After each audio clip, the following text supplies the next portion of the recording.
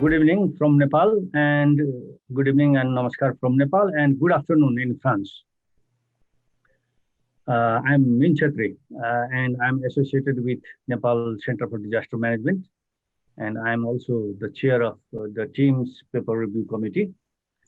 First of all, I would like to express my sincere gratitude to the organizers of this great webinar, particularly to the TIEMS President Harald Drager, Lieutenant Colonel Jean-Paul Monet, Lauren Abriat, and other assistants for giving me this chance to attend this conference and also honoring me as the chair of this session too. I am now conducting the session with other two colleagues, Dr. Christian Despres and Dr. Geraldine Ducos. So before inviting the presenters to present their paper, I would very briefly would like to introduce the two co-chairs, Dr. Christian and Dr. Geraldine. Dr. Christian is the Chief Infrastructure Engineer at the French Ministry of Ecology. He was first involved in the definition of major infrastructure projects in France and in the Middle East. He is now a specialist in global security, crisis management, and resilience issues. He has written the methodological guide for crisis management and the business continuity guide for the French Ministry of Ecological Transition. He launched the Franco-German Sanctum, SANCTUM, I don't know the abbreviation, project, which aims to improve strategic decision-making at government level. At the international level, he leads an informal network of European experts to reflect on issues related to the consideration of new types of risks. Now, another co-chair, Dr. Geraldine, is in charge of studies and research on behalf of Christian at the French Ministry of Ecology. She has a PhD degree in economics, and she is mainly working on decision-making process in public policies and crisis management. So we have decided to run this session as following. Number one, I will invite and introduce the presenter by reading their short biodata or resume, and then Dr. Geraldine will take care of the time, and Dr. Christian will handle the question and answer. Maybe we'll take the questions after all the presentations. Dr. Christian will decide on it. So first of all, I would like to invite Dr. Alexandre Guechen, who is the Deputy Chief of Emergency Service in Lugue Hospital in Belgium. And his talk is on the topics titled First Lessons Learned on COVID-19 in Belgium. So Dr. Alexandre, I invite you to make your presentation. Please go ahead. Floor is yours. You have 15 minutes time. Okay. Thank you very much, Mr. Chairman. I'm very pleased to have been invited here. I don't know if you can see my slides right now. Is it okay for you?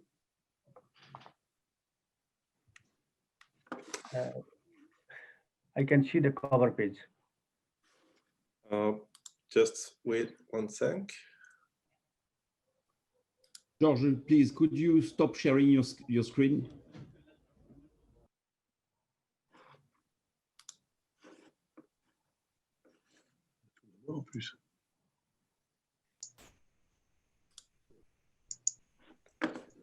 Is it okay now?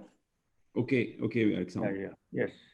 Okay, so as I was saying, thank you very much, Mr. Chairman. I'm very happy to meet you and to be able to speak a little about the situation we have faced here in Belgium. And I will start my talk with this little question for you. And when you are thinking about Belgium, what do you think what in the world are we recognized for? And I just want you to take some minutes to think what's in your mind, what pops in your mind, what Belgium. And what do you think about our specialties? Or just take a pick and take maybe 10 seconds. And what does Belgium means to you? And I'm seeing my French colleague who is laughing, and I feel that his frame is Belgium are fun guys. So I'm really happy. But most of the time I've been traveling a lot around the world. And when we are talking about Belgium in the US, for example, oh, Belgian style beer. I like that, but it is very good, best beer in the world. They also know our waffles.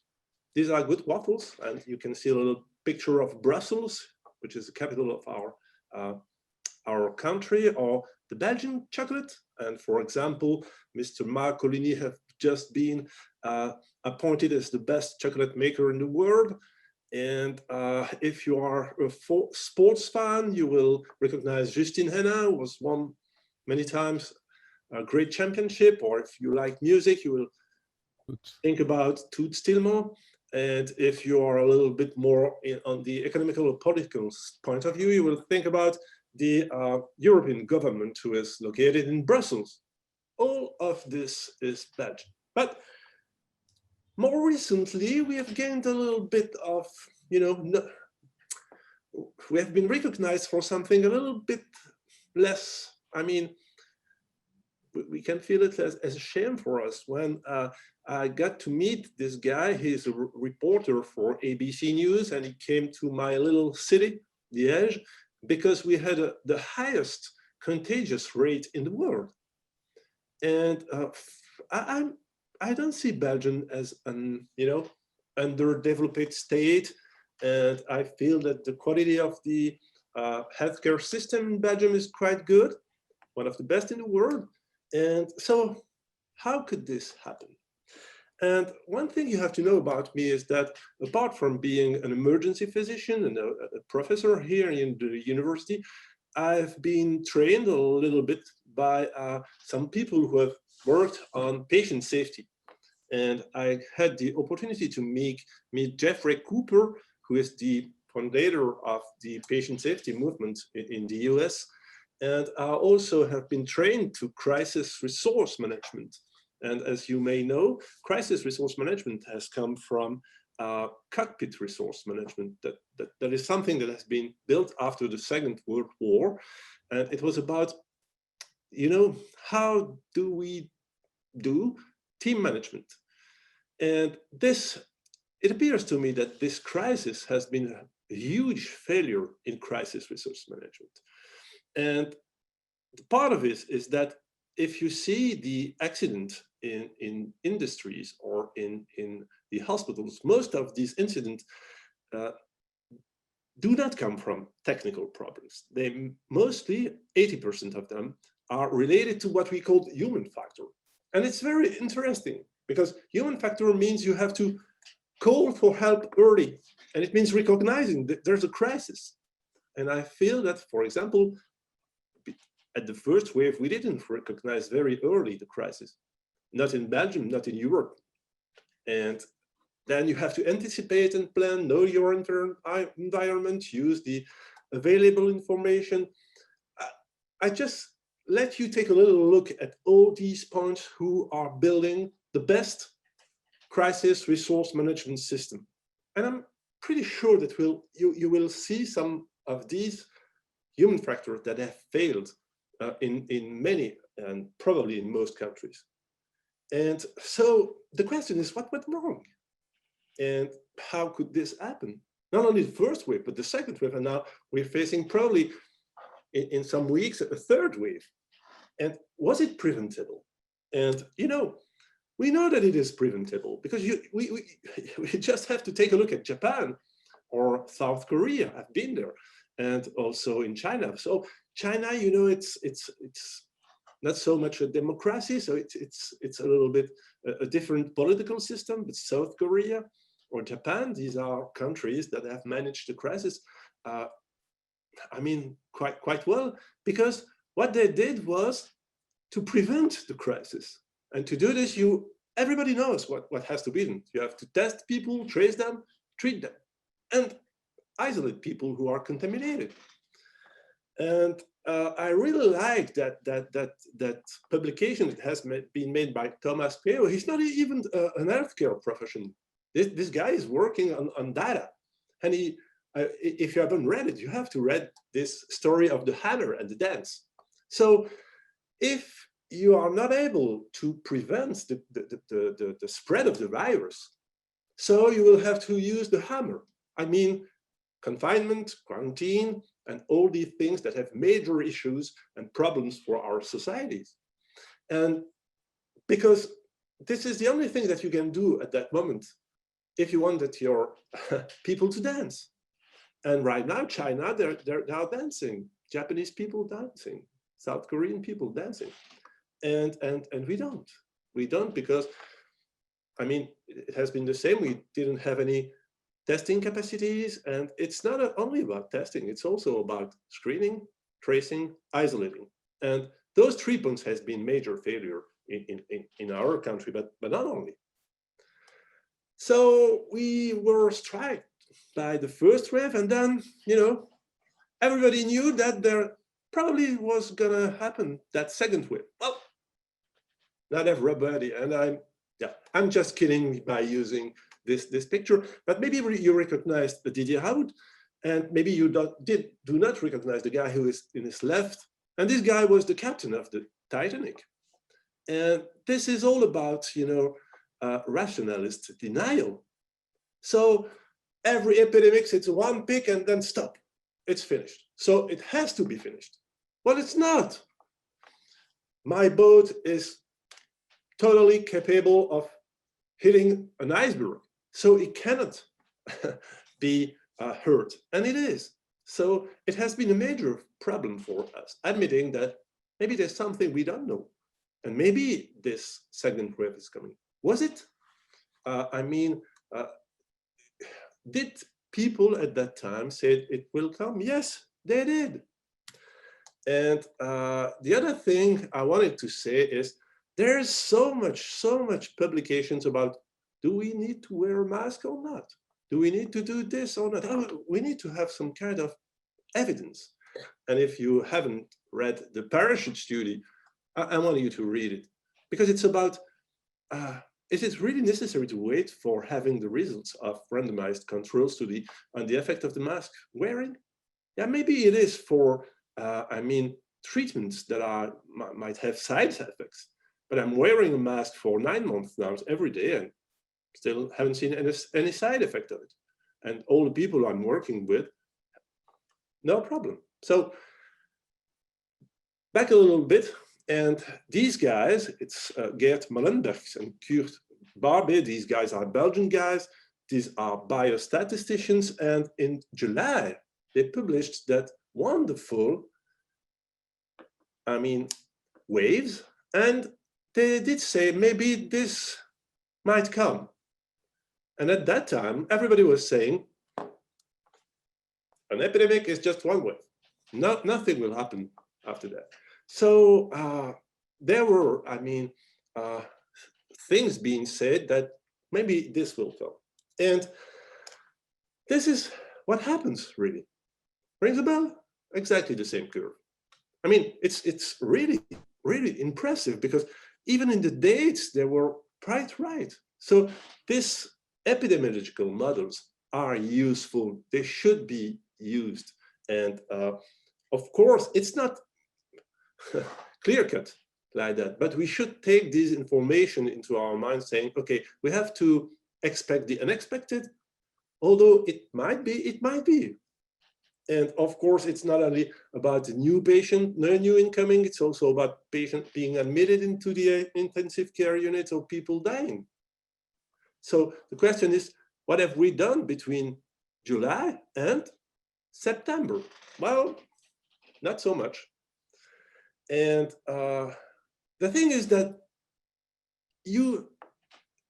there is some kind of false expectation from testing.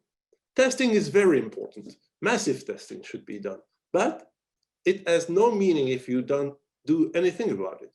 So this is the test we have done. I mean, plenty of them. And my interest of it is that if you are seeing, and I'm sorry because it's in French, but it's the number of positive tests, and the color is depending on the cycle of the virus. Sorry for the ringing. And if it's orange, it's very positive. And you see, by the end of, I mean, May, we didn't have any more highly positive patients. And then it came May, July, September, and see there, plenty of them. So the super spreader are there. And what have we done with those guys? The problem is that we have nothing, because we have reopened our schools, we have reopened our university. And after that, this is what happened. Huge, massive workload. And the last part of my talk will be about what can you do when you are submerged by this wave. And in Europe, and I'm sorry for that slide because it's a little bit overloaded, but we have to ask ourselves, why Belgium and why Czech Republic? Well, one explanation for this massive spreading is that Czech Republic and Belgium have the highest density population in Europe. I mean, it's 3 times the mean in Europe. So it's really huge. And as I told you, our main problem for me has been the reopening of our schools. I mean, not primary school, secondary school, and then high schools and university without testing before the student came. Students have been testing once they were in university, but then what we saw was the spreading from the students to the people between 30 and 40, and then 40 and 60, and it was done. And one of the major problems in Belgium has been the tracing system, completely failing. Nobody has been followed, really. And the application, I mean, Coronavirus is still a fake. So there's something we have to learn before the second and the third wave. So this is what went wrong. And when you are the head of the emergency department, and when you have so much patient coming that you don't know what to do with them, and you are seeing your hospital beds being overcrowded, you are drowning. And you have to think at Bergamo and saying, okay, what can we do to prevent it? We don't want to choose between, I mean, a 60-year-old guy and a 65 women who's going to go to the intensive care. So this is what we did. And yeah, sorry for that. So we have seen the problem as emergency physician, and I'm sorry for being one, but I am an emergency physician, and we are dealing with overcrowding every day before the crisis. And we are dealing it on an organizational point of view by seeing it in terms of input, throughput, and output problems. So if you are taking this to the complete hospital or the country or the province, you can do this. The first thing is triage. Triage.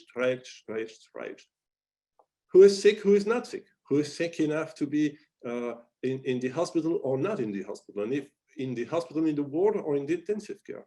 And this has been a massive job for us every day, testing people, seeing if they should be hospitalized and if they could. The first thing we have improved was the massive use of high flux oxygen and also of CPAP and the other system to avoid people going to the intensive care. So first thing is triage, and triage is working. So we have published this, it is working. Professor? Oui, can you hear me? Yeah, I'm sorry, but we still have 2 minutes left. Okay. We have 2 minutes left. That's plenty of time for me. So okay. Second thing is working on the process, and working on the process is working on the throughput. So we have implemented a complete clinical debriefing system. Every shift was briefed and debriefed every day. And with the information we get from every team, we were able to move and plan and anticipate, and it was doing better. So it was increasing our efficiency. And then it was seeing also, and we have worked with people from Angers in France to dedicate some work on maybe it's possible for some patient to go home earlier than previously. And we can do this with the safety system. It depends on a real structure and organization, but it works. And this is the thing I wanted to show you. These are our epidemiologic curves of patients being in the intensive care units. And this is the first wave, and this is the second wave. And the red line is when our capacity would have been overwhelmed. So what happened between the dark blue and the light blue is that all these patients has been transferred to other hospitals in the province, in the country, and also in Germany. And as you may see, this represents for my province only more than 200 patients being transferred to allow us not getting at overwhelmed capacity in the intensive care. So this was people being saved. So to make a long story short, in crisis resource management, there are three important points. First point is to name the crisis. There is a crisis. And I feel that by the end of February, we should have seen it coming.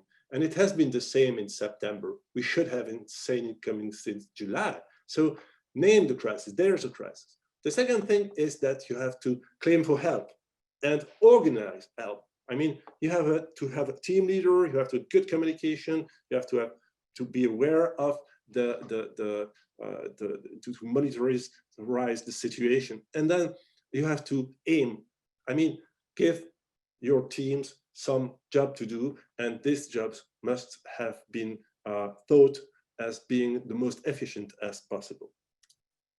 Thank you for your attention. I think that I have not spent too much time by the end.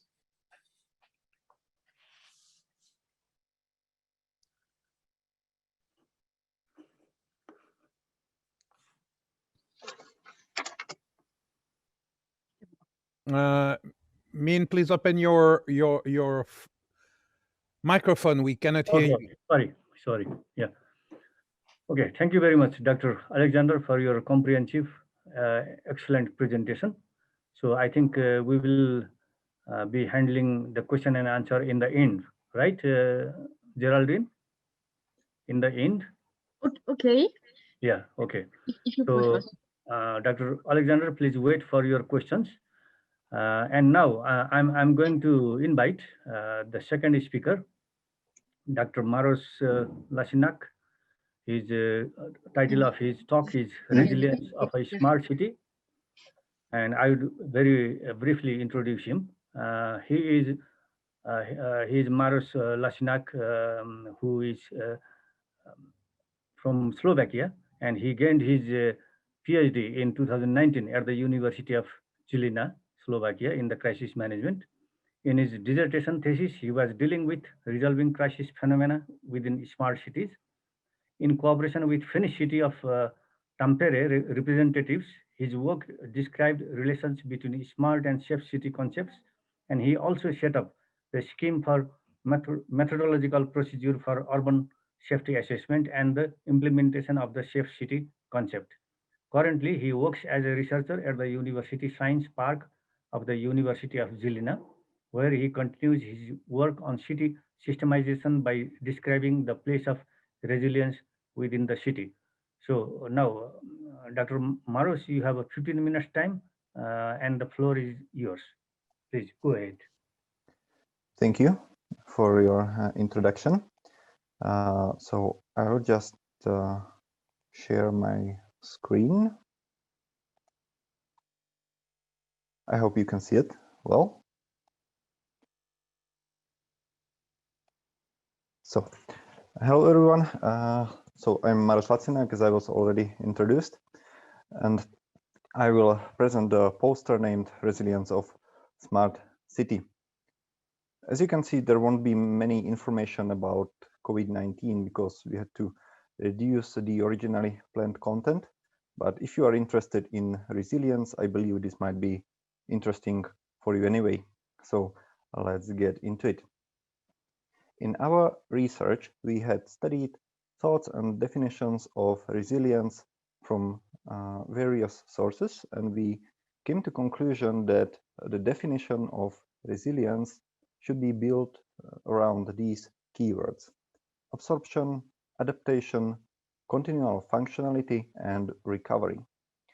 Because in our previous work, we were dealing with cities as complex concepts, specifically with smart city and safe city concepts, we approached the resilience in a similar way, and we wanted to define resilient city. And this is our view on this. Resilient city is a city able to absorb crisis phenomena of various kinds without restricting the functionality of city systems, or in the case of need, able to adapt existing city resources, skills, and infrastructure to minimize the time needed for restoration of safe functionality and for recovery of compromised systems of safe city concept. This safe city concept I mentioned a few times already.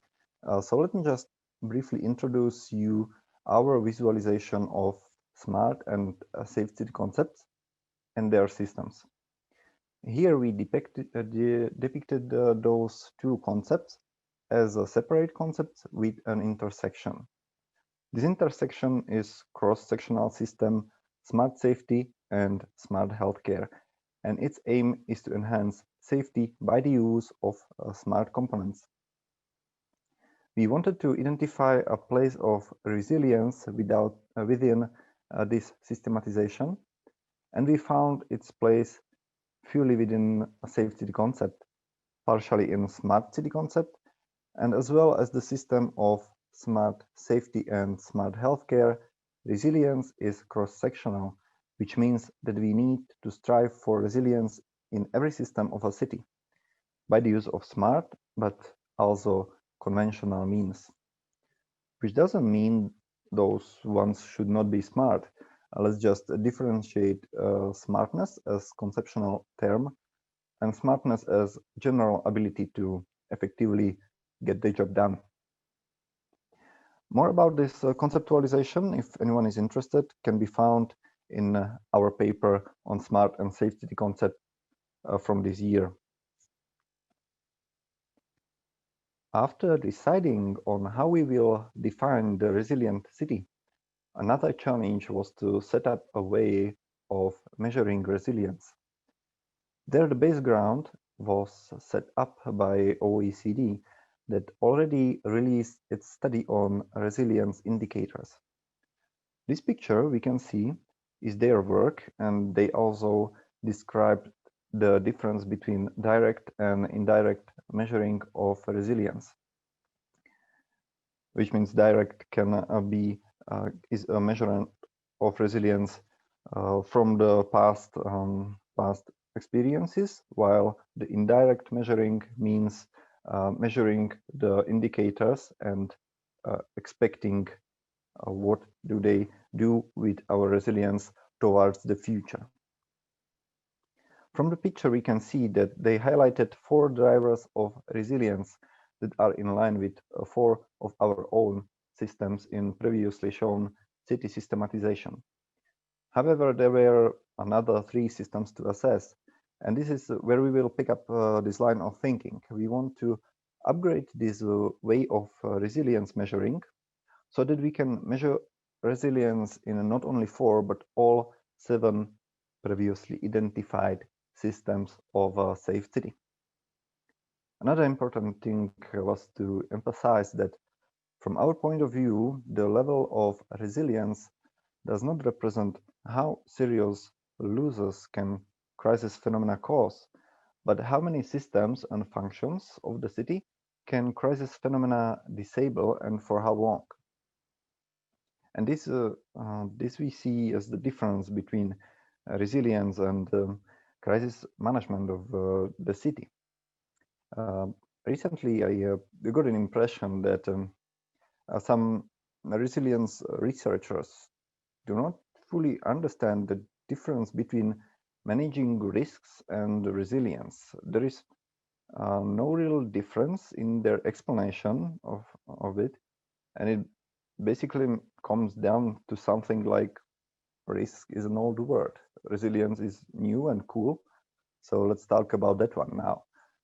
Well, as a researcher, I must object against replacing old terms with new ones just for the sake of it. So when we talk resilience, we mean something that we can differentiate against something else, against the old word.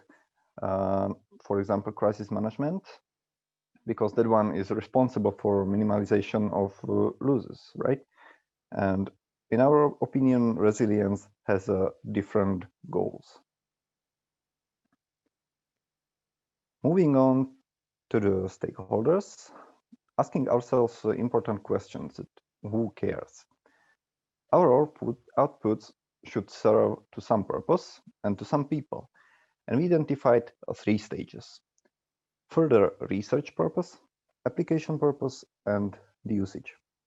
This poster is meant to set up a base ground for our starting research of resilience within safe cities. Is made by and for researchers. Outcomes of research projects should serve for application by civic authorities and companies who are supposed to use the outcomes.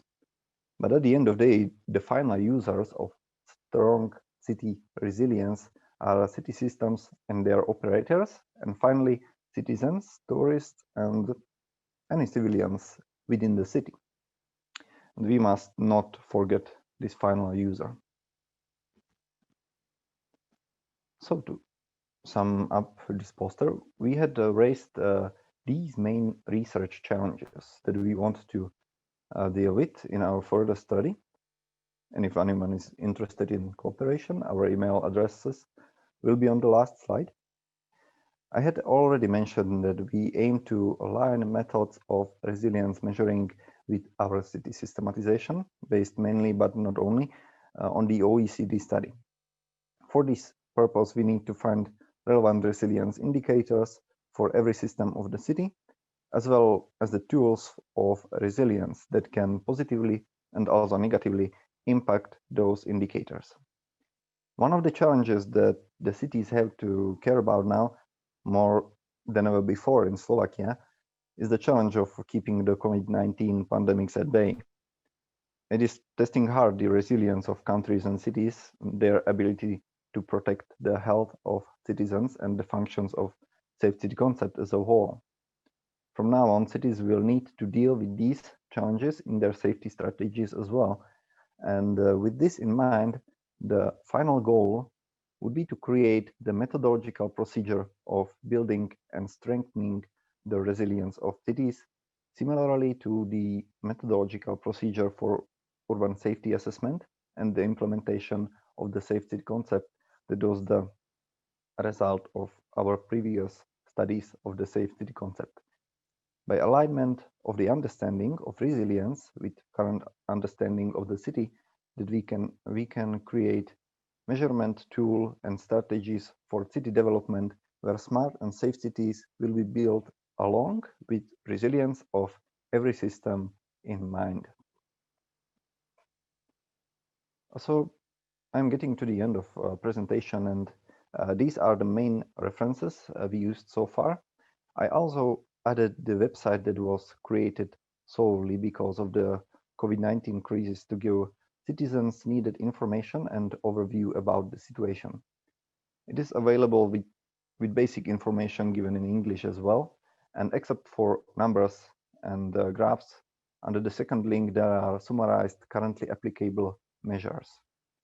The third link is only in Slovak language, and there are information about mass testing that happened in Slovak Republic that was organized twice during November, plus some rounds that were not testing whole Slovakia, but the most critical districts. In the first round, more than 362,000 people were tested within 2 days, and more than 38,000 were positive. Other links are those used for creation of a submitted paper that deal with resilience. And that would be all from me. The promised mail addresses are here, and I thank you for your attention.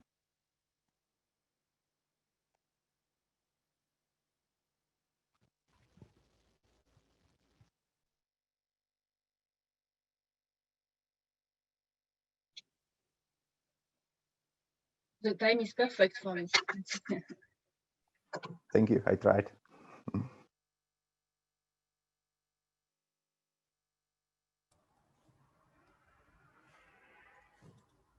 So, Geraldine, if I well see, we have a disconnection of Mean. So please, with Christian, take the follow-up. Okay. So, so thank you very much, Maros. So we will pass on the third presentation with George. Sorry, with just a second. Ronan Tenlish, I think. Yes, Roman. So Roman is a PhD. He has been working in the field of emergency and disaster management since 2011. With background in biotechnology, Dr. Tandlich got involved in the development of low-cost and decentralized sanitation technology. During the rollout of one such technology, policy and technical skills shortages at local government level. This resulted in the shift of focus of Dr. Tandlich's research toward disaster management approaches, toward shift action to address water, sanitation, and hygiene challenges in developing countries. This has led to the development of new teaching and research tools to deal with public health, disaster risk, reduction, and development. So please, we are listening to you.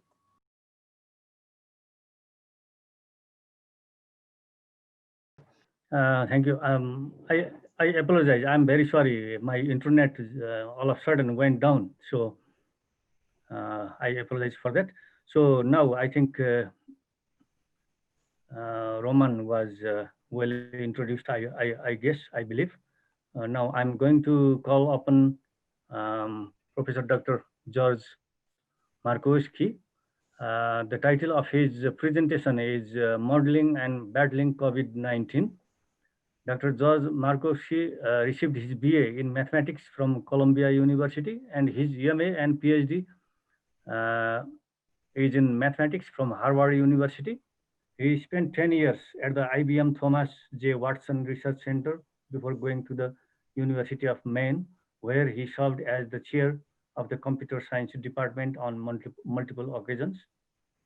Since 2017, he has been a professor of computer science at the Missouri University of Science and Technology.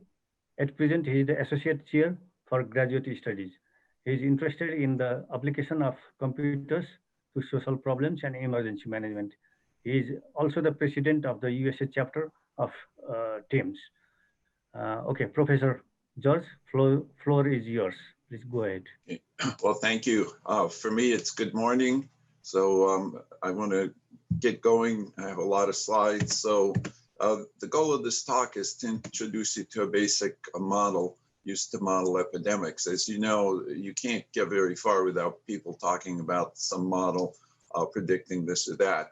Now, obviously, we're not going to get into details of the more complex models, but I think it's still useful to understand how modeling works in general. There's a longer version of this, plus the software that I've developed is available on my website, docgm.com. Anyway, so the idea here is to give you a qualitative understanding of the tools to battle COVID-19. So the main thing this is to compartmental models. So that means you have compartments and you're trying to treat all the individuals in one compartment as identical. And obviously these models become more accurate with the more compartments that we establish. So for example, it's well known that COVID-19 affects older people more than younger people and all that. So we're not going to get into that level of complexity. But if you understand the basic principle basic principles of these models, you'll understand how you can adapt it to this more complex situation. So the model I want to talk about is called the SIR model. And it has 3 compartments. And this is an old model, goes back to the 1920s, so it's almost 100 years old. But these are the ideas that underlie kind of common models, okay? And so the idea is these are short-term models, so we're not trying to predict things happening over a century or millennia or anything like that. And so one assumption is that the population does not change during the modeling period. And there are three compartments of people: susceptible people, these are people who can get infected; infectious people, these are people who are infected and can infect other people; and then recovered people. Now, you might think you understand the terms, and you're mostly correct, but there are subtleties. So, for example, one thing that you might wonder when I give you the three categories is that there don't seem to be any dead people in the model. And the reason for that is the dead people are in the recovered compartment. So this is not usual language, because people don't consider if you die from something as being recovered. But the idea is that people in the recovered compartment can no longer be infected and can't infect other people. So that's really what it means. It's probably better if that compartment had been called uninfectious. Okay, so infectious people, notice it's infectious and not infected. And so the idea here is that we're only interested in people who can infect other people, and not really whether they are infected or not. So, for example, if a person takes 15 days to recover, but only can infect people during the first day, then after the first day, we would consider them recovered, even though they're still struggling with the disease. And the other thing is that if a person is quarantined, then they're considered recovered because they can no longer infect other people. So it's important to understand some of these concepts. And so if a person ends up with some long-term disability or whatever, they're still considered recovered from this point of view of the model, because what we're trying to do is just see how the infectiousness spreads through the population. Okay, so I've already covered this point. By the way, so you can get a longer version of this talk on my website and a longer narration as well. Okay, so susceptible people. Okay, so the relationship between the compartments is that in the most abstract sense, you can have movement between any of the three compartments. So people can go from being susceptible to infectious, and maybe the infection peters out and they can go back to susceptible and so on. So to simplify the model, we usually have this as our picture, that people go from susceptible to infectious and from infectious to recovered. Okay, now there's still a lot of debate in whether people who have had COVID can get it, how long the immunity lasts and all that. And again, if you're doing a very professional model, you have to deal with these questions. My point here is pedagogical, to explain how one really creates these models and how they work.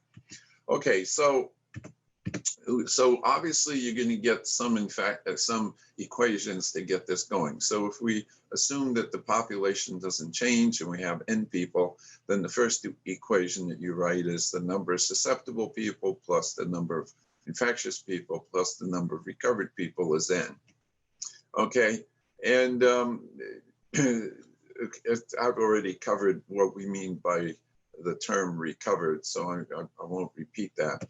Now, the other thing that people do is they start differentiating these things. Now, if you remember calculus, or if you've had calculus, you realize that taking derivatives requires that the functions be continuous. And when we're talking about people, it doesn't make sense to say we have 4.5 infected people. But what happens is that we're applying our model to large populations. And so it's all right to sort of say that we're modeling by continuous functions. And in particular, when people show you all the curves, you can see that they're sort of smoothed out.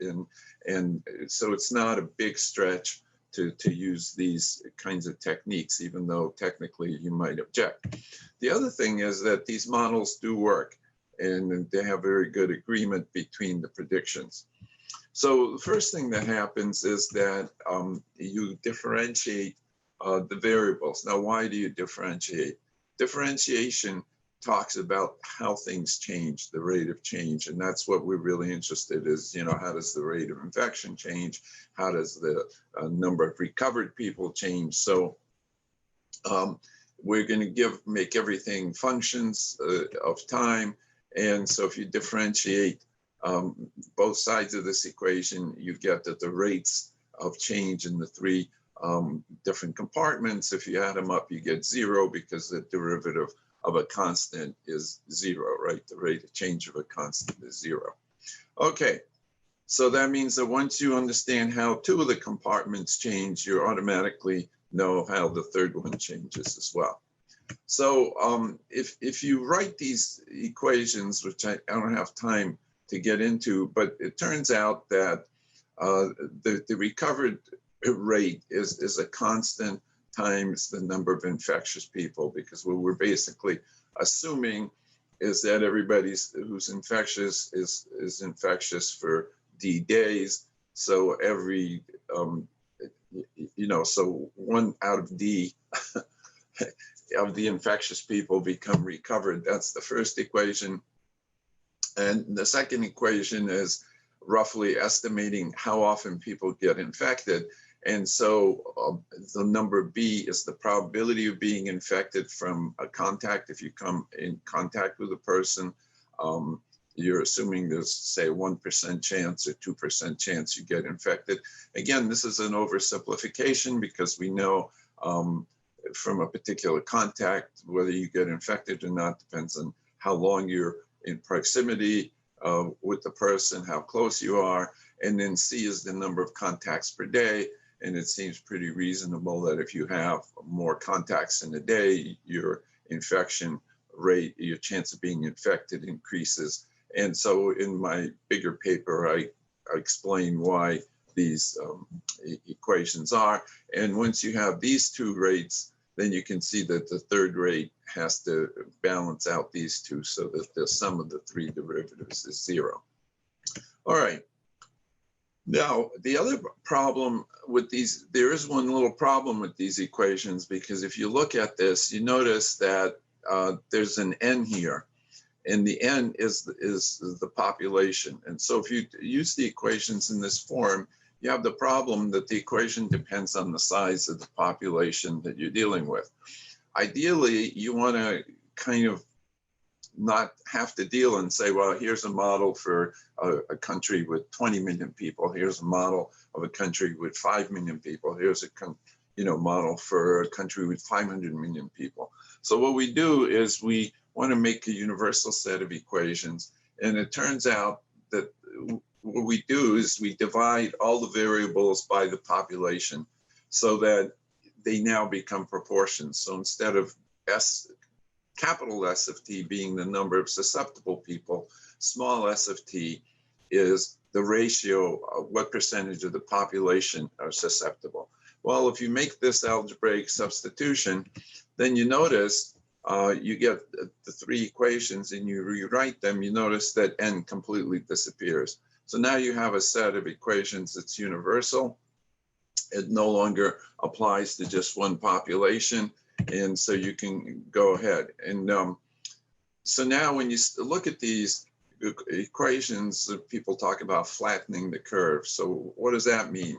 Well, it turns out that that all 3 equations depend very critically on this infectiousness, the proportion of the population that's infectious. Okay, you see it in all 3 equations. And so what you want to do is if you minimize the proportion that are infectious, that slows the rate of change of all of these things, which is ultimately what you want to do. So I'm going to skip this part because of the lack of time, but this allows you to model this process by sort of simple equations and also by a spreadsheet. I should say that I have, if you're not interested in programming, I have this all done as an Excel spreadsheet. You can download the spreadsheet and play with your own variations and questions. Okay, so what we do is we run some examples. So what happens depending on the coefficients ABC, that's what I call the ABC approach too. So you always start with the recovered at time 0 being 0 because nobody's recovered yet. And you have to start in the number of infectious people at epsilon. It could be a small number, but it can't be 0. If you start at 0, the model never goes anywhere, which makes sense. Now, so here are some options. If you start off with, say, a disease like a cold, and people are infectious maybe for 3 days, then A is 1/3, and B and C, you might say, well, I have 20 contacts a day, and if I meet someone with a cold, I have about 2.5% chance of being infected. So you multiply that, that gives you about 0.5. And so if you program all that, you get this sort of model that you notice the blue is the infectious, the black is the recovered, and the susceptible number. Now you notice not everybody gets infected. It sort of flattens out at about 60%. And the reason for that is that the number of infectious people disappears. Now this number, this starts with a very small number. You notice it's 0.000001 of the population. So this illustrates how dangerous exponential growth can be, because even starting at such a very small number, you still can get 60% of the population infected. Now, if it turns out that the rate, that even if we change it to 1 in a million instead of 1 in 10 million, you still get pretty much the same curve, because it just moves it a little bit earlier because you're starting greater, but the exponential growth still shows you that you infect a huge amount of the population.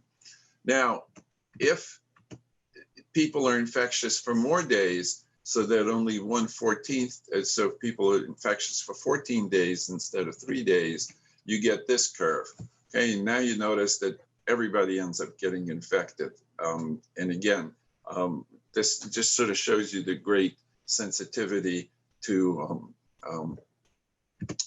conditions. Okay, and this is of course much scarier than the previous one. So cutting down the number of days that people are infectious, getting people into quarantine can affect the rates. Okay, and this is population independent because it has to do with ratios. So if you look at the 3 constants, A, B, C, we need to increase A.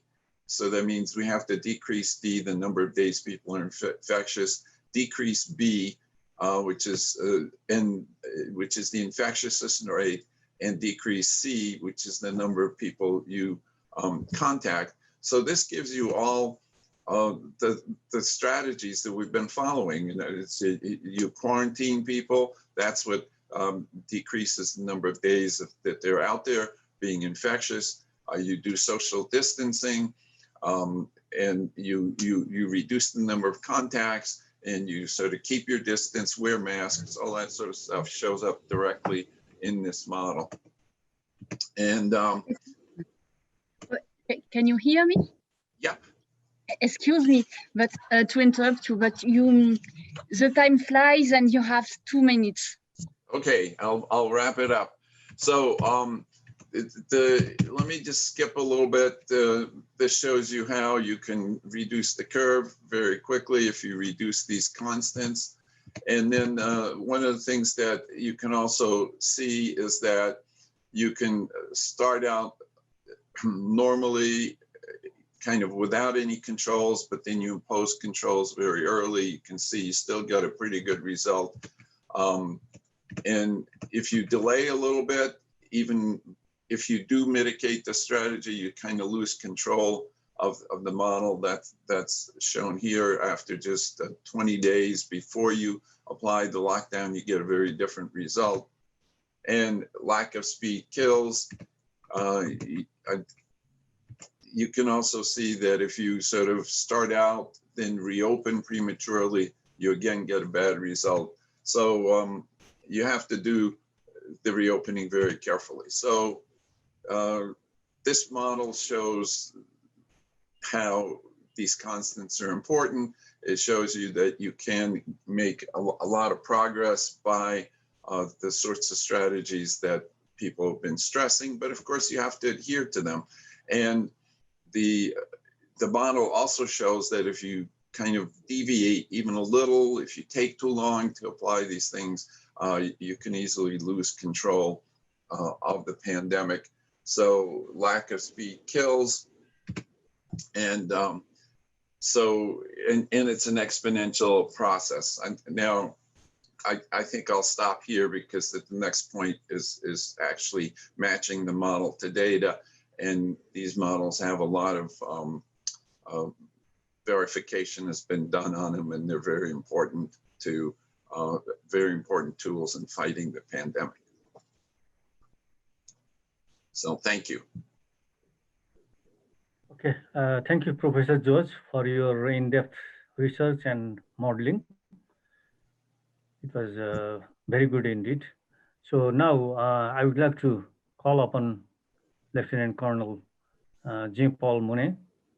The title of his presentation is COVID-19, How to Anticipate and Plan for Emergency Services, Lessons Learned from our French Fire Department. Jean-Paul Monet is a senior fire officer. He is the Lieutenant Colonel and serving at the Rhone, mouths of the Rhone River, right? Sorry for the mispronunciation. Fire Department, France. He is keen on command and control systems, wildfires, and chemical, biological, radioactive, and nuclear risks. He was fully involved in crisis management for COVID this year. He is providing indicators, studies, and analysis for the control of coronavirus. More importantly, he is the driver and or pilot or leader of this conference. I mean, he's the main person to organize this conference. So I would like to congratulate him, and I wish for the grand success of this conference. And he is also the regional teams director for Europe. And personally, he is a very hardworking man and a very good man, having friendly, cooperative, and dynamic personality. So, Jopal, now the floor is yours. Please go ahead. Thanks, Min. You're so kind with me. Ladies and gentlemen, good afternoon or good morning for some of you. I want to show you a more focused view on COVID, because all the speakers, previous speakers, were very much in the logical of a very large view. And I have to declare that in France we have 100 fire departments. It's a size of a county. A county is some millions of inhabitants, to summarize. And I would like to share my screen. Yes, and we were obliged to organize our crisis response to tackle locally, of course, to the COVID pandemic. And we were not fully the national indicators, what was available, and the model was not sufficient for us to foresee our missions, to see how to deal with.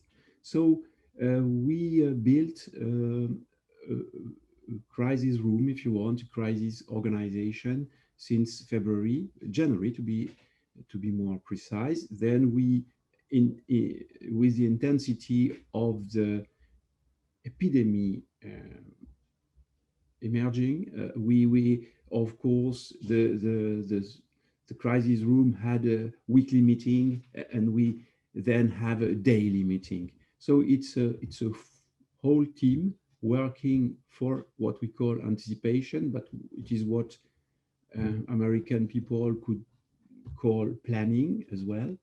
And it's a whole team involving professors and master students of the Marseille University.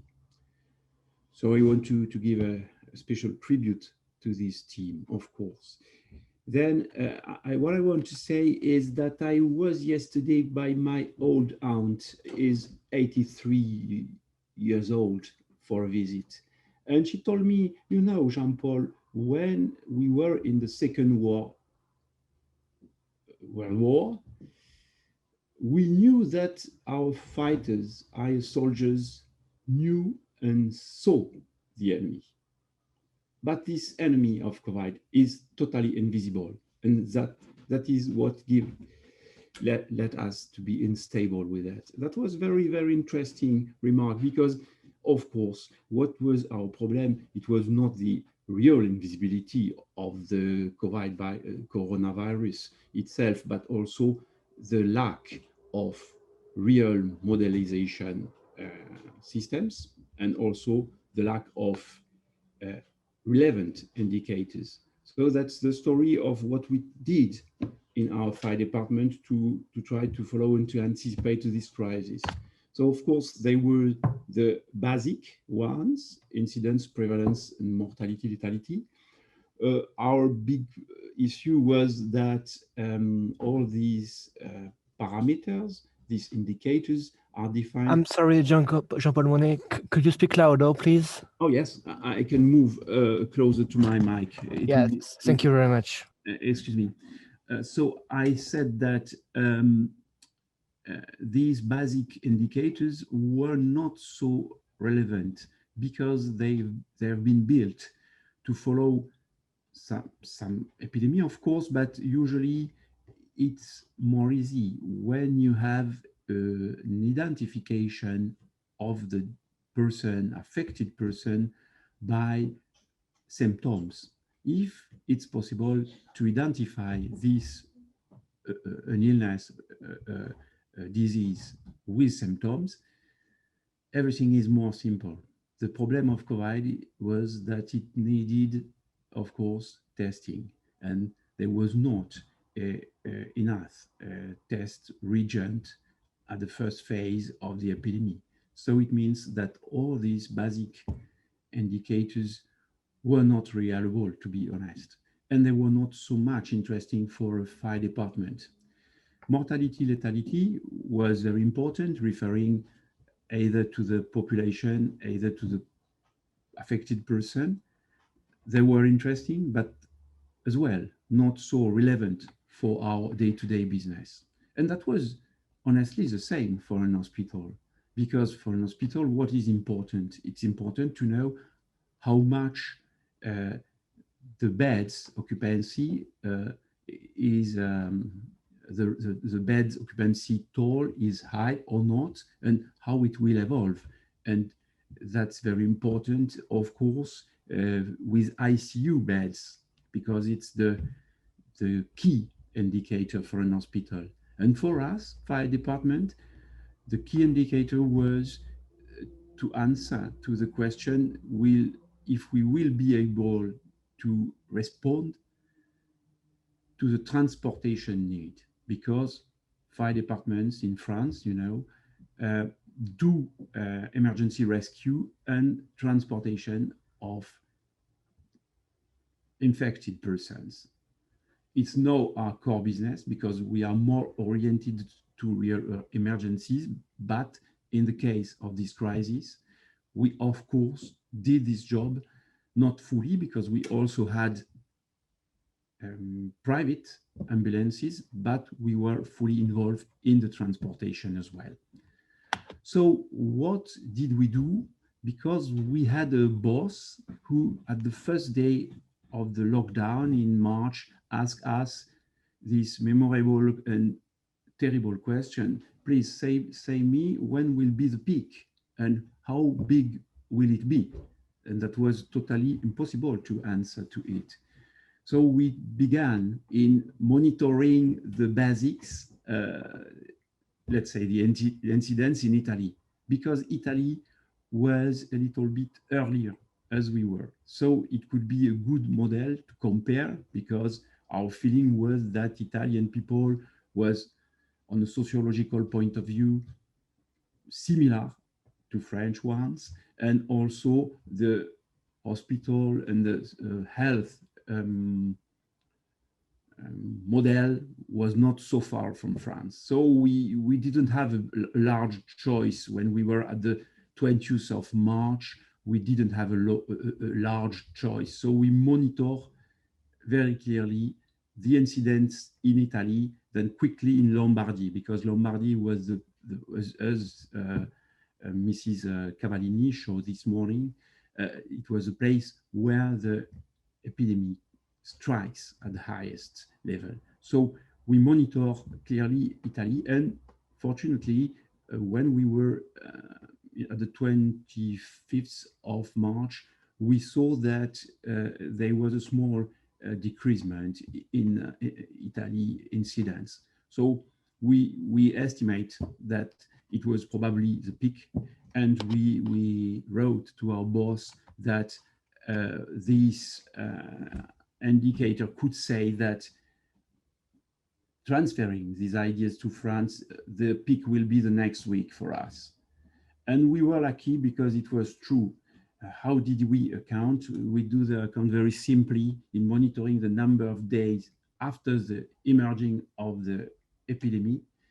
And we took in account the fact that Italy used the lockdown a little bit earlier than in France. So we report it on the curve, and we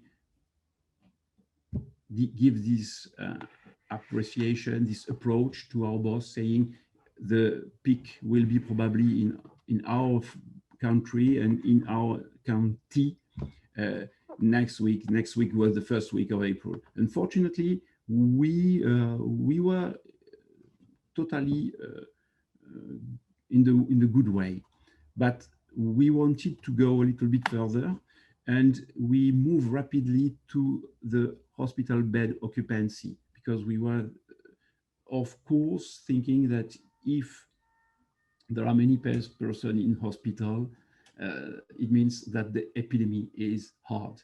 It's very basic reasoning, but it works the same. And we rapidly discovered that in French or in Italian statistics, we had some inconsistencies on bed occupancies, because bed occupancy also integrates the number of deaths and the number of recovery. So it's a tribute to George Markowski. If we have many recovery, the number of hospitalized person is decreasing quickly, and that's not exactly how many persons are arriving. And that was our main question: how many persons are admitted in an hospital? And with this indicator, we could monitor very, very well the pandemic. As you see, that is the curve of France, and you see that the peak of admission was on the 2nd or maybe the 1st of April. I don't remember exactly. And that was very interesting to see that this indicator was very relevant. It was relevant for hospital, because they have to know if the admitted person go in ICU or in usual hospital bed. But that's very interesting to monitor and to see how to deal with the future. Because if you have a crisis, what is interesting is not to follow the day-to-day business. Of course, it's important, but more important is to have a prediction, a kind of prediction, what we call anticipation in France. So we did it, and of course with some floating 7-day average to have a better view on our wave. And also what we put in evidence was that there was a good correlation between our work, transportation, and admission. That's very logical, but that was interesting to put in evidence. And also that was our guide during the second wave in September, not in September, in November. And also it was interesting after the lockdown to monitor our work, to have some indicators to see how we have to deal with usual operations and missions dedicated to COVID. So that was quite interesting. And now what I can show you is the second wave.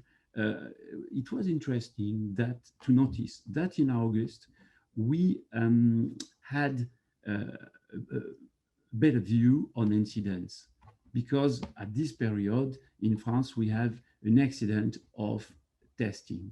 So incidents make sense at this moment. So in August and September, that was very interesting to follow the incidents, and very tricky to know that in August we had already many cases, but quite no admissions, because that was mainly the young people going on holidays and doing parties who were affected.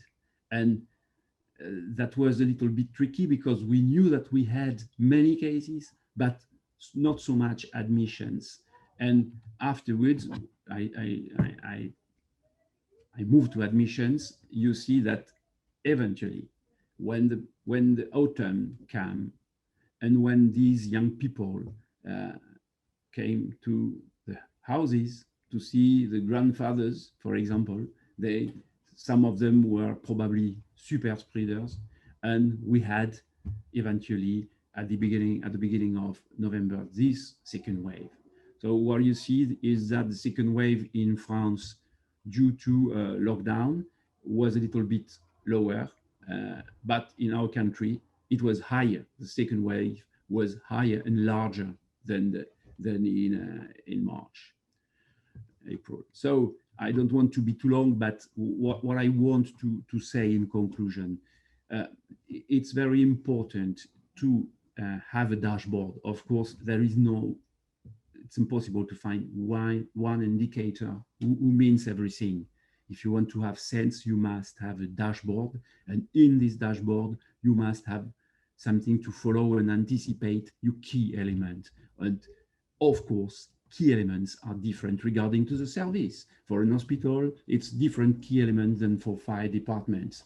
And of course, always having this look out of the box to know other countries, other places, and other statistics.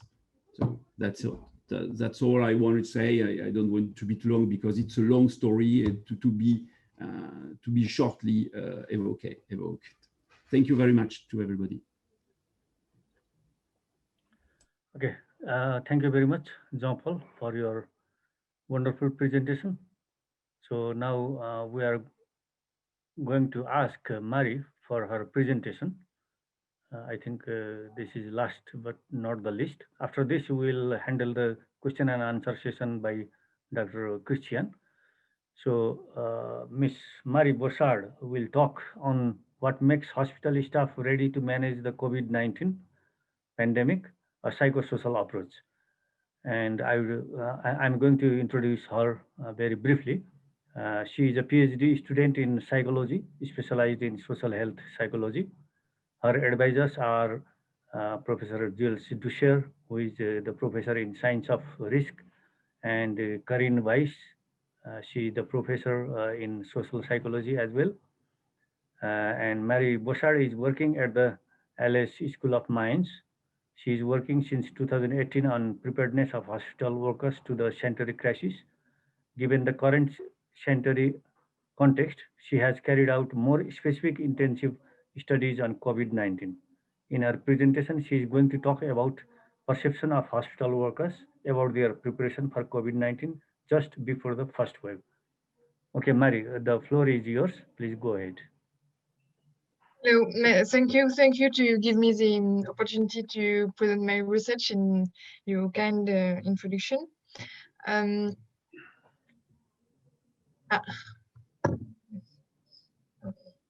So 2020 will go down in history as a complicated year for everyone. It is marked by the emergence of a new global pandemic, the COVID-19 pandemic, but more specifically for a group, the hospital workers. And I think no one here will deny that. I have been working since 2018 on the preparation of hospital workers for sanitary crisis. And I believe that today the practical value of this work is no longer in doubt. Indeed, we can agree that crisis management plans are essential, but their effectiveness depends on the hospital workers who implement these. Therefore, for better management of sanitary crisis, both processes and hospital workers must be prepared. However, research has shown that there is a mismatch between the necessary preparation and the actual level of preparation of hospital workers. It is therefore necessary to improve this preparation. But is the addition of hours of training sufficient to improve the preparation of hospital workers? What exactly plays a role in the proper preparation of hospital workers? I'm a PhD student in social psychology, so I want to understand the mechanisms that influence behaviors.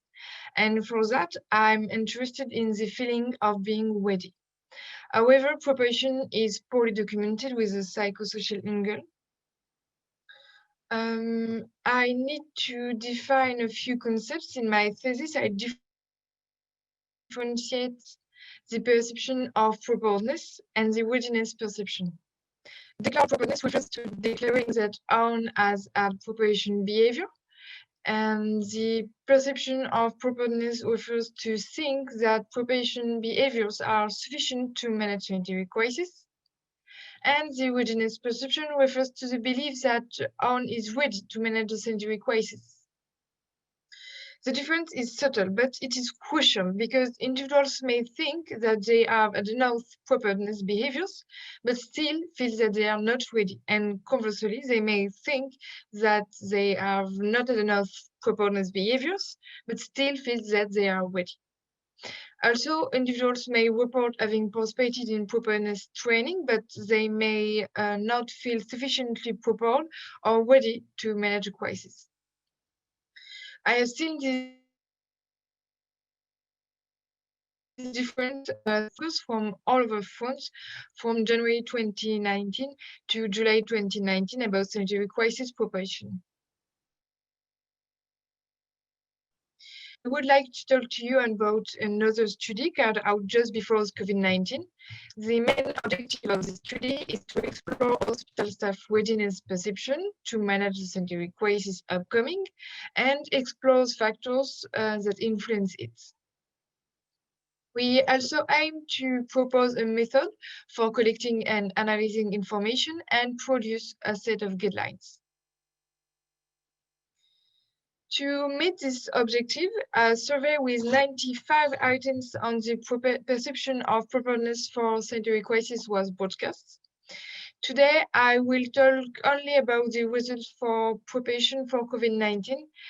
There were 11 items relating to this crisis in the survey. The variables studied are individual, collective, and institutional. Concerning individual variables, we assess perception of personal readiness, perception of the personal preparedness, knowledge, and skills perceived as sufficient to manage a sanitary crisis. Concerning collective variables, we assess perception of colleagues' readiness in and out the specialty department. And concerning institutional variables, we assess perception of the hospital's readiness, perception of the human and material resources of hospital as sufficient to manage a sanitary crisis. The survey was distributed on the web for 7 days from March 14th to 20th, 2020. This period was crucial for the management of the sanitary crisis for hospital workers. To give you an overview of this context, the term pandemic was given on March 11th. On the 14th, 300 people who were infected were hospitalized and in intensive care, and 12,287 on the March 20th. It was therefore a preparation period, and the beginning of the not started yet, but they were preparing for a sanitary crisis that they would have to manage. They were therefore very involved. Using the data, we tried to propose hypotheses about what influences the perception of readiness. And for this, we carried out analysis of variance for qualitative data and correlations and multiple linear regressions for quantitative data. Statistics were done using SPSS software. In the end, the sample was composed of 408 hospital workers from all counties of France. Paramedics represent around 85% of the sample. The health managers, who are hospital workers exercising in the paramedical field, who supervise and manage a team, represent around 10% of the sample. Administrative and directing workers represent around 3%, and physicians around 2% of the sample. They had diverse experiences. 35% participants have been working for less than 5 years, around 22% between 5 and 10 years, around between 10 and 15 years, around 29% for more than 15 years. Also, around 30% of the sample have prior experience of sanitary crisis. So, results show us that hospital workers feel only moderately prepared for the management of COVID-19. Concerning individual variables, participants have a middle score of perception of readiness with a mean score of 4.99 on a scale of 0 to 10. A low score of perception of preparedness of 3.61, and middle scores about the perception of knowledge as sufficient and perception of skills as sufficient. Concerning collective variables, they perceive their colleagues in the same department specialty as moderately ready, with a score of 5.40 and 5.33 for colleagues out of the department specialty.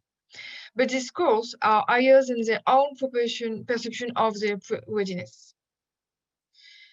They perceive their hospital as moderately ready with an average score of 5.16, and they perceive the human and material resources as poorly sufficient with scores of 4.18 and 3.22. If we compare this score for the COVID crisis, here in blue, with the same items, but relating to sanitary crisis in general, not about COVID-19, here in gray, without going into much details, we see that the variations are similar, but that the averages are slightly lower, or perceptions about preparation to COVID-19.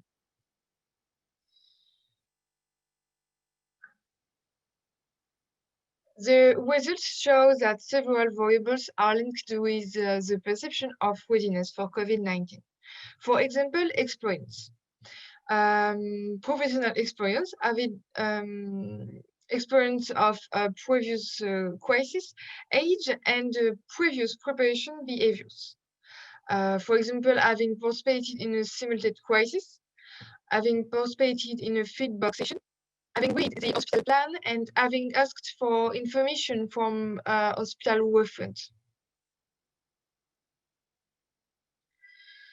For quantitative data, all variables are positively correlated with readiness perception, which means that all variables tested in this study are linked with the personal readiness perception, whether they are individual, collective, or institutional variables. For a more detailed analysis, we have therefore carried out a multiple linear regression analysis, which allows us to see which variables have the greatest influence on the perception. According to the results, the proposed model explains significantly more variability than a model without predictors. So, among all the variables, perception of colleague hospital services readiness is the most important variable, followed by the personal preparation perception, the perception of hospital human resources as sufficient, and finally, personal skills as sufficient, perception of personal skills as sufficient. So, the results show that hospital workers have a relatively low readiness perception to manage COVID-19 before it came out.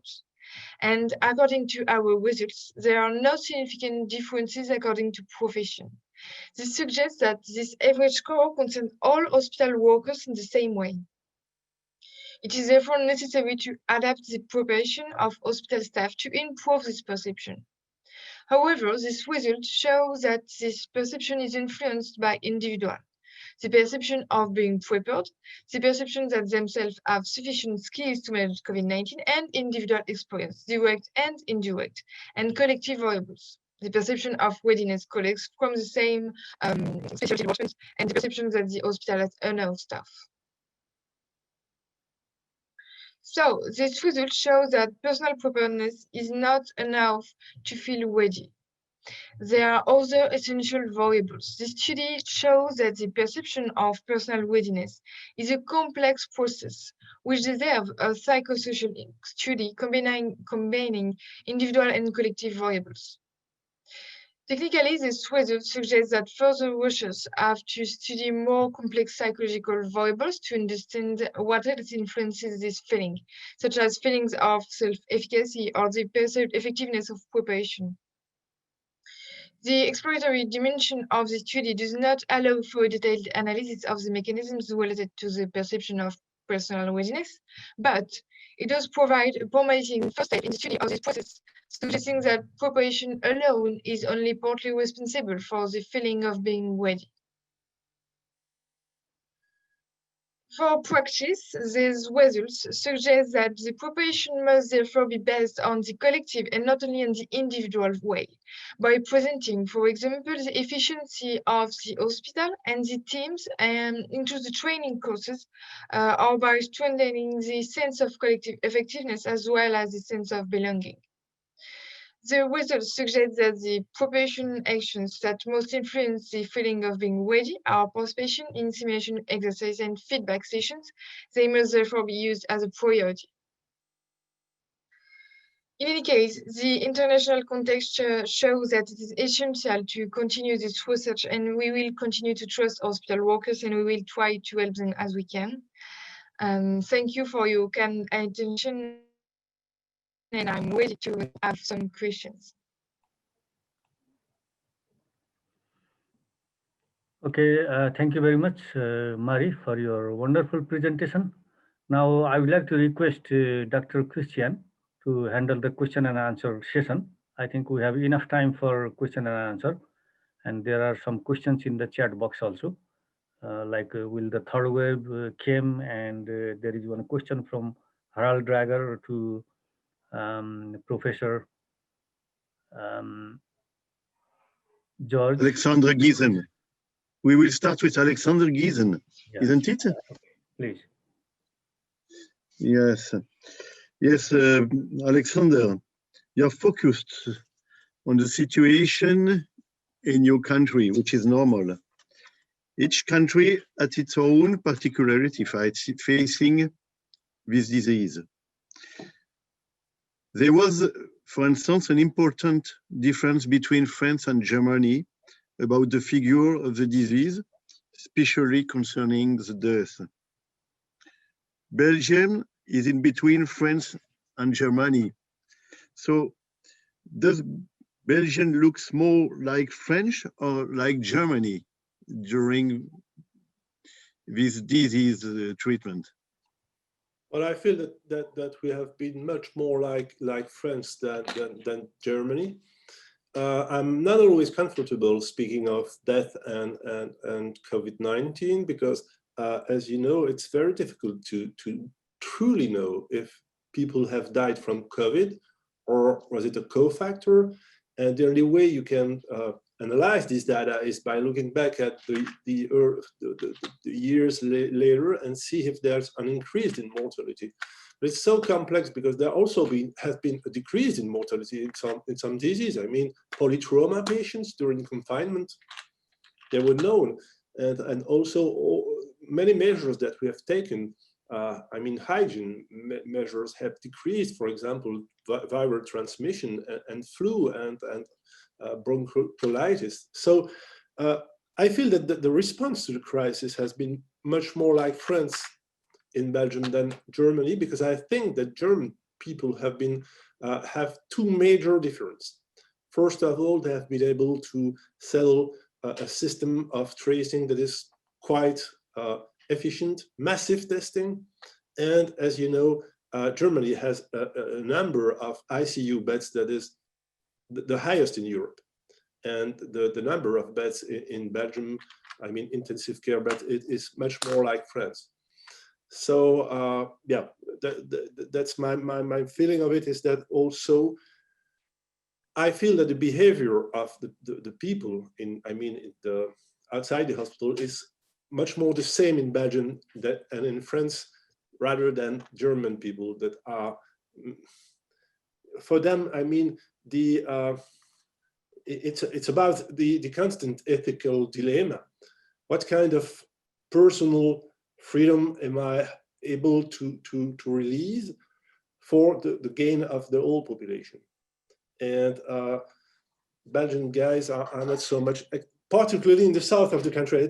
And it's interesting in Belgium, because we know we have two parts of the country. The north part is much more like Germany. They are more rigid, more strict, and the population is accepting the rules much more easily than in the south part of the country. So I will say that the south part of the country is much more like the French people.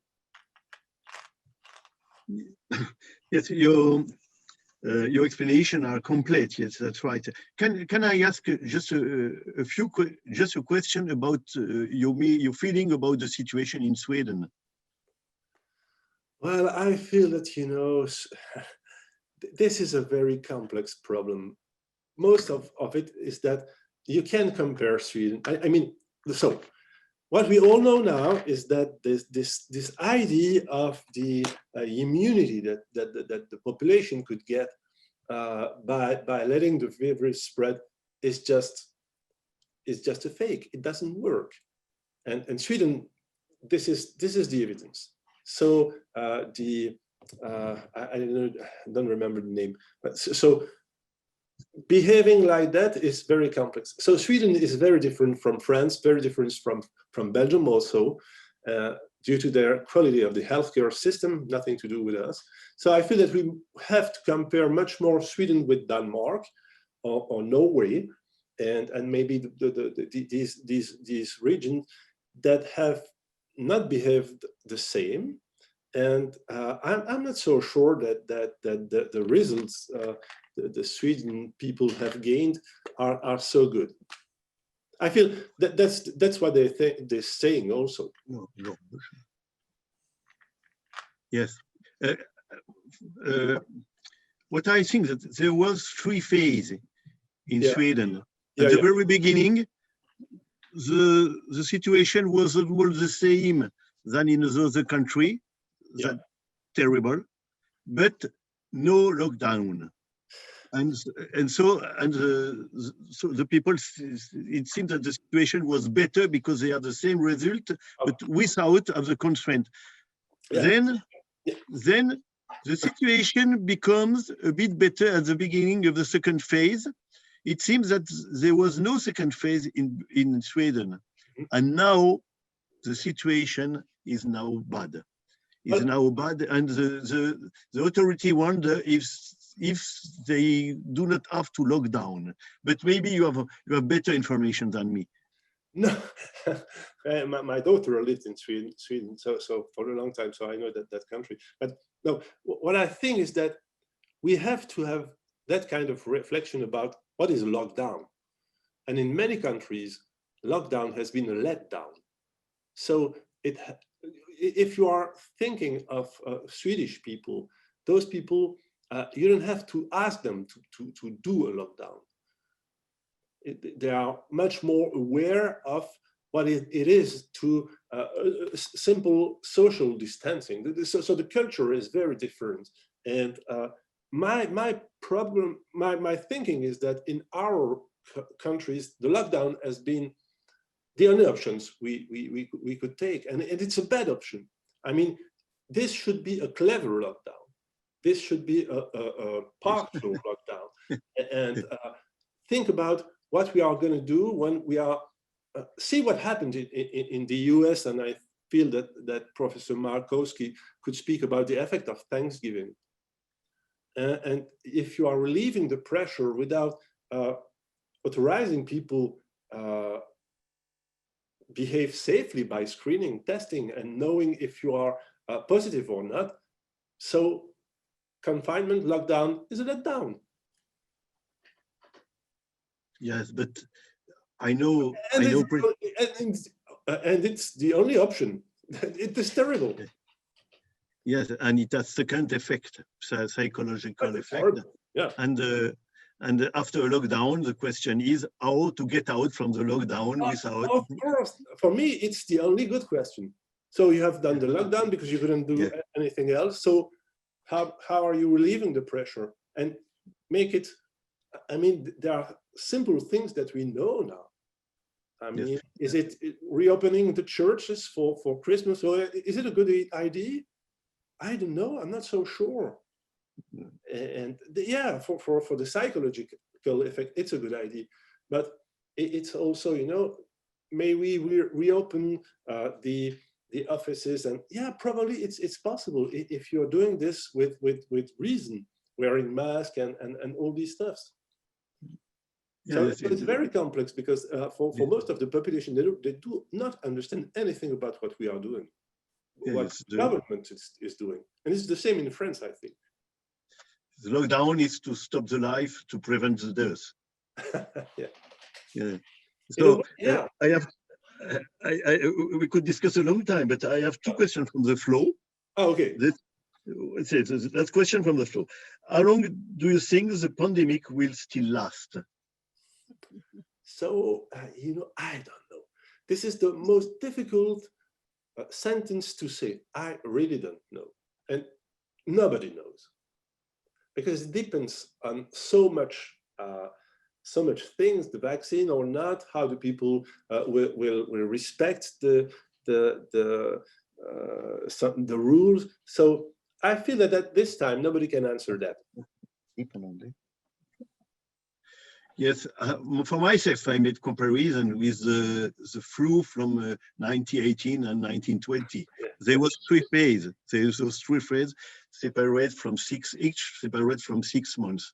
Now, our phases are separate from 7 months. It's almost the same. So if you had 7 months to the peak of the last second phase in each country, of course, because each country has its own timing of the phase. Yeah. I guess, my guess, but it is just a statistical prediction.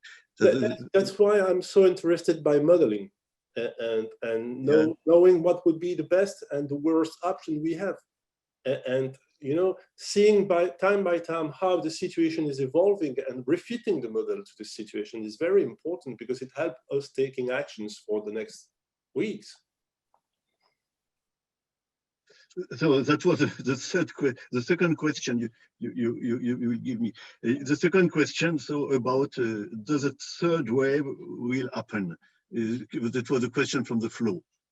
So my personal opinion in Belgium is that we are going to have a third wave. I don't know if it will be a hard one or not, but I feel that due to the actions that have been taken in my country, that it's mostly probable that after in January or February, we will have a new strike. But it's not evidence-based medicine here. It's just my opinion as an emergency physician and as someone who has dealt with the COVID-19 here. I think that we have to expect it and be ready. Yes. So another question, almost the same in the same field. Will second wave be as lethal as it was during first wave? So I don't understand it. The second, do you expect that the second wave will be as lethal as was the first wave? No, probably not. So we probably have in Belgium had 2 times more patients than during the first wave. But what we have seen is that the mortality was really lower due to the use of dexamethasone first, and also due to the use of non-invasive ventilation in many patients and trying to push less patients into the intensive care. And so seeing from my hospital, patients are hospitalized 1 week less than during the first wave, and clearly we have this idea that we are handling them really better this time. Yeah. So many patients that I have seen during the first wave would have died, and in this wave I was saying, okay, we have saved them. But the main difference is the use of steroids. Yeah. Do you think that the virus has changed, or that our capability and our experience to fight him is now better? I don't know if the change in what we've seen is linked to the fact that it might be a mutant or a new. I think it's still the same pandemic. So I don't have the information to respond to that question. You should ask microbiologists or virologists. There are plenty of them. Another question of the floor, maybe the last. What lessons Europe have learned, and how this would help in controlling widespread of COVID-19 this time? So from my perspective, in the healthcare system, what we've learned is the only key is to adapt, and react permanently. So what is true today might be something different tomorrow. And as an educator, I feel that the best thing that we can get from the population is by explaining them and trying to understand what they need to understand about how they have to behave. I think that it's always dangerous using some kind of special power and having some conflicting informations. It's letting the population bearing a huge cognitive load.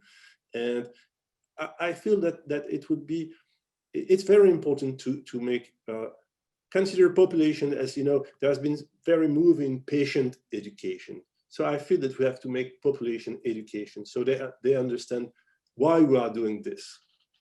And it's always easier to conform to something you have to do if you understand it. And to conclude, the last flu happened around 50 years before, 69, Yeah, with, I guess, Hong Kong. And do you think now we are quite for 50 days, for 50 years now? Oh, I don't know. But what I think is that we have to learn from our mistakes and be ready for the next time. Okay, I guess thank you very much for all these answers, and we must share the time with other speakers. Yeah. Thank you very much. So, Mr. Chairman. Christian, I'm sorry. Yeah. Dr. Christian, you can ask other panelists also to answer the questions, like Professor George. No, I wanted to ask a question, but probably Christian didn't see, to Marie, because I wanted to understand, and it was very interesting, the perception of the readiness. Is it depends also from the preparedness of the state, the Ministry of Health, the hospital, the local authorities? I would like to understand which level give them a better confidence to those health workers. And we had in France a controversial issue on the mask, especially on the first wave, that telling that the mask was useless, inefficient. Useless, inefficient. For after telling that it was absolutely mandatory. So I would like to understand how this episode impact the public health worker. It's a very interesting question, and I'm actually asking myself because I didn't question this in my survey. But from the interviews that I conducted with concerned on other sanitary crises in general, it will seem that what increases the most the readiness perception is the perception of readiness of colleagues. And then we have the hospital is really important because how it's managed and the leadership. And then we have really how to say an opposition with the political decisions because they believe that they have to manage according to what the policies have decided, especially the hospital management policies, which according to them have not allowed them to be well prepared for the last few years. Because according to them, the hospital is in daily crisis, and therefore it is not possible to be prepared because it is already necessary to manage the daily life with many difficulties. And concerning the mask,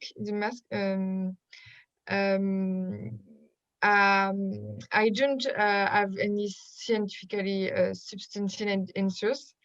But I think from exchanges with some hospital workers that it only aggravates their negative perception of hospital policies, but it probably didn't change things completely. It just encouraged the mistrust that already existed, I think. Thank you.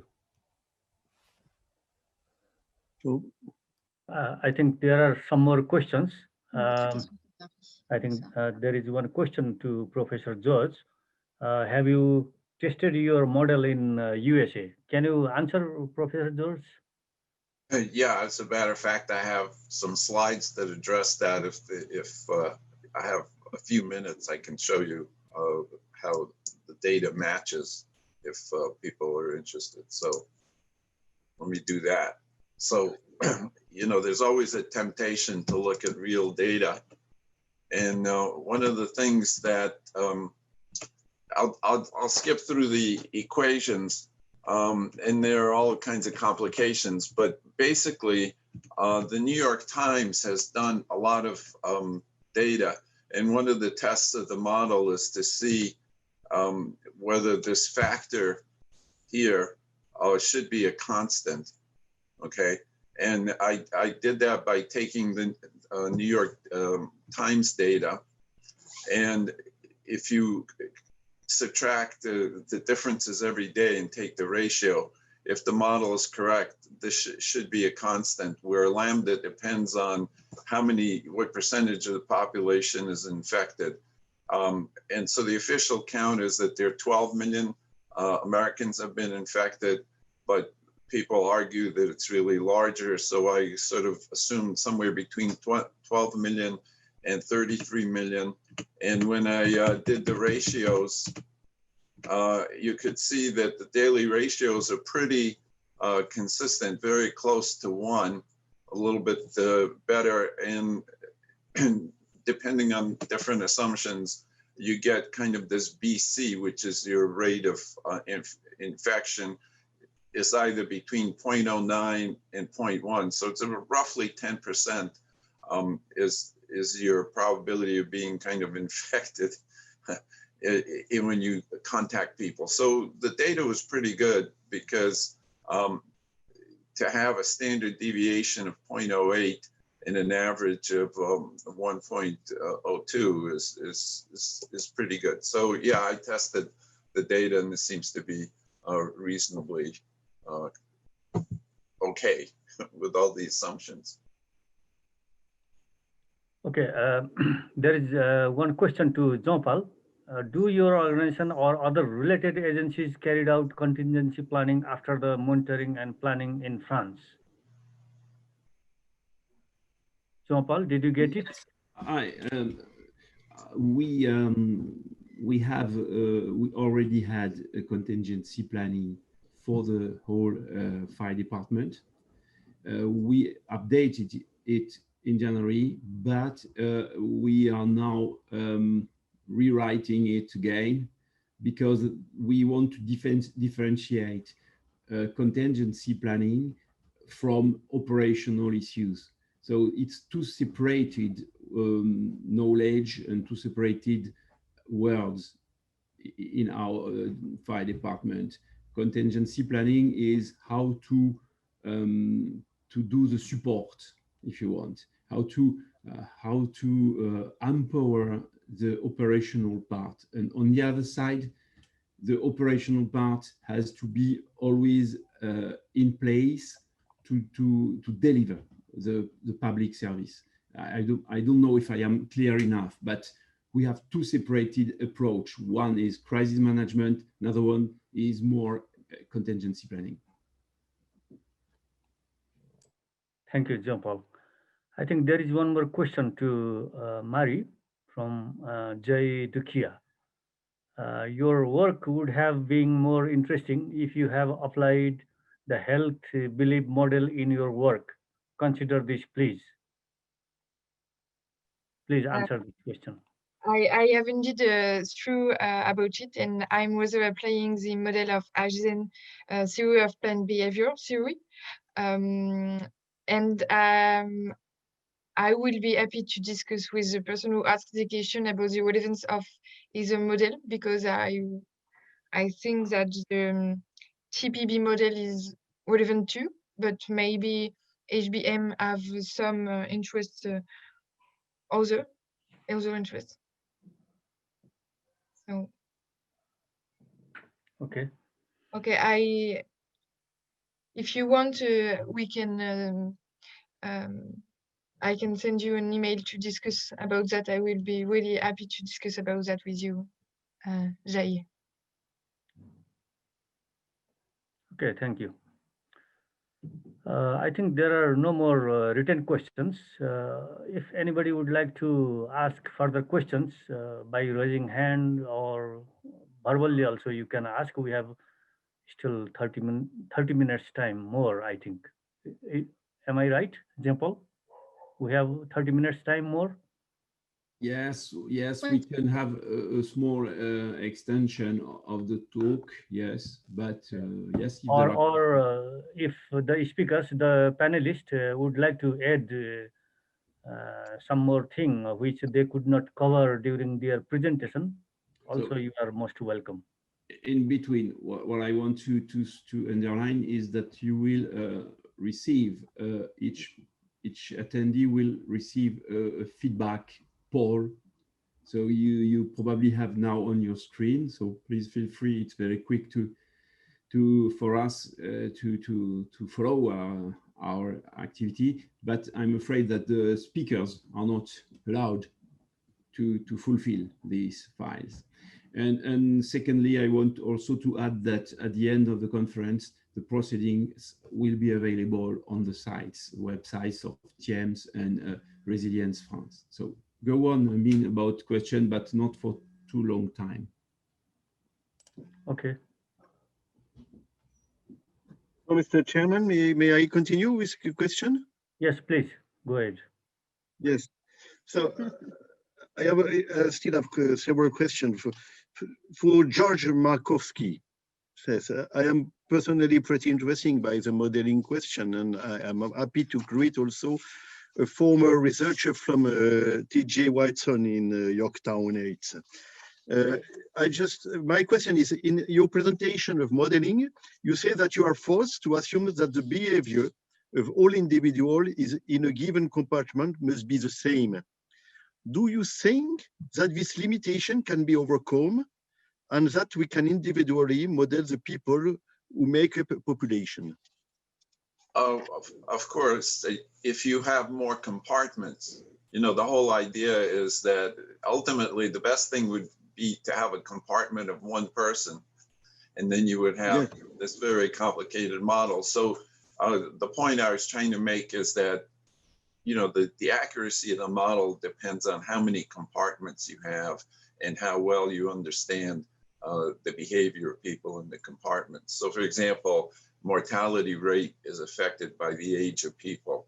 So one obvious thing is to take the various classes and then have, people from 70 to 80, 60 to 70, and then you would get a more complicated and more detailed model. But even if you take 60 to 70, you can break that into people who are age 60, people who are age 61, age 62, because they all might have slightly different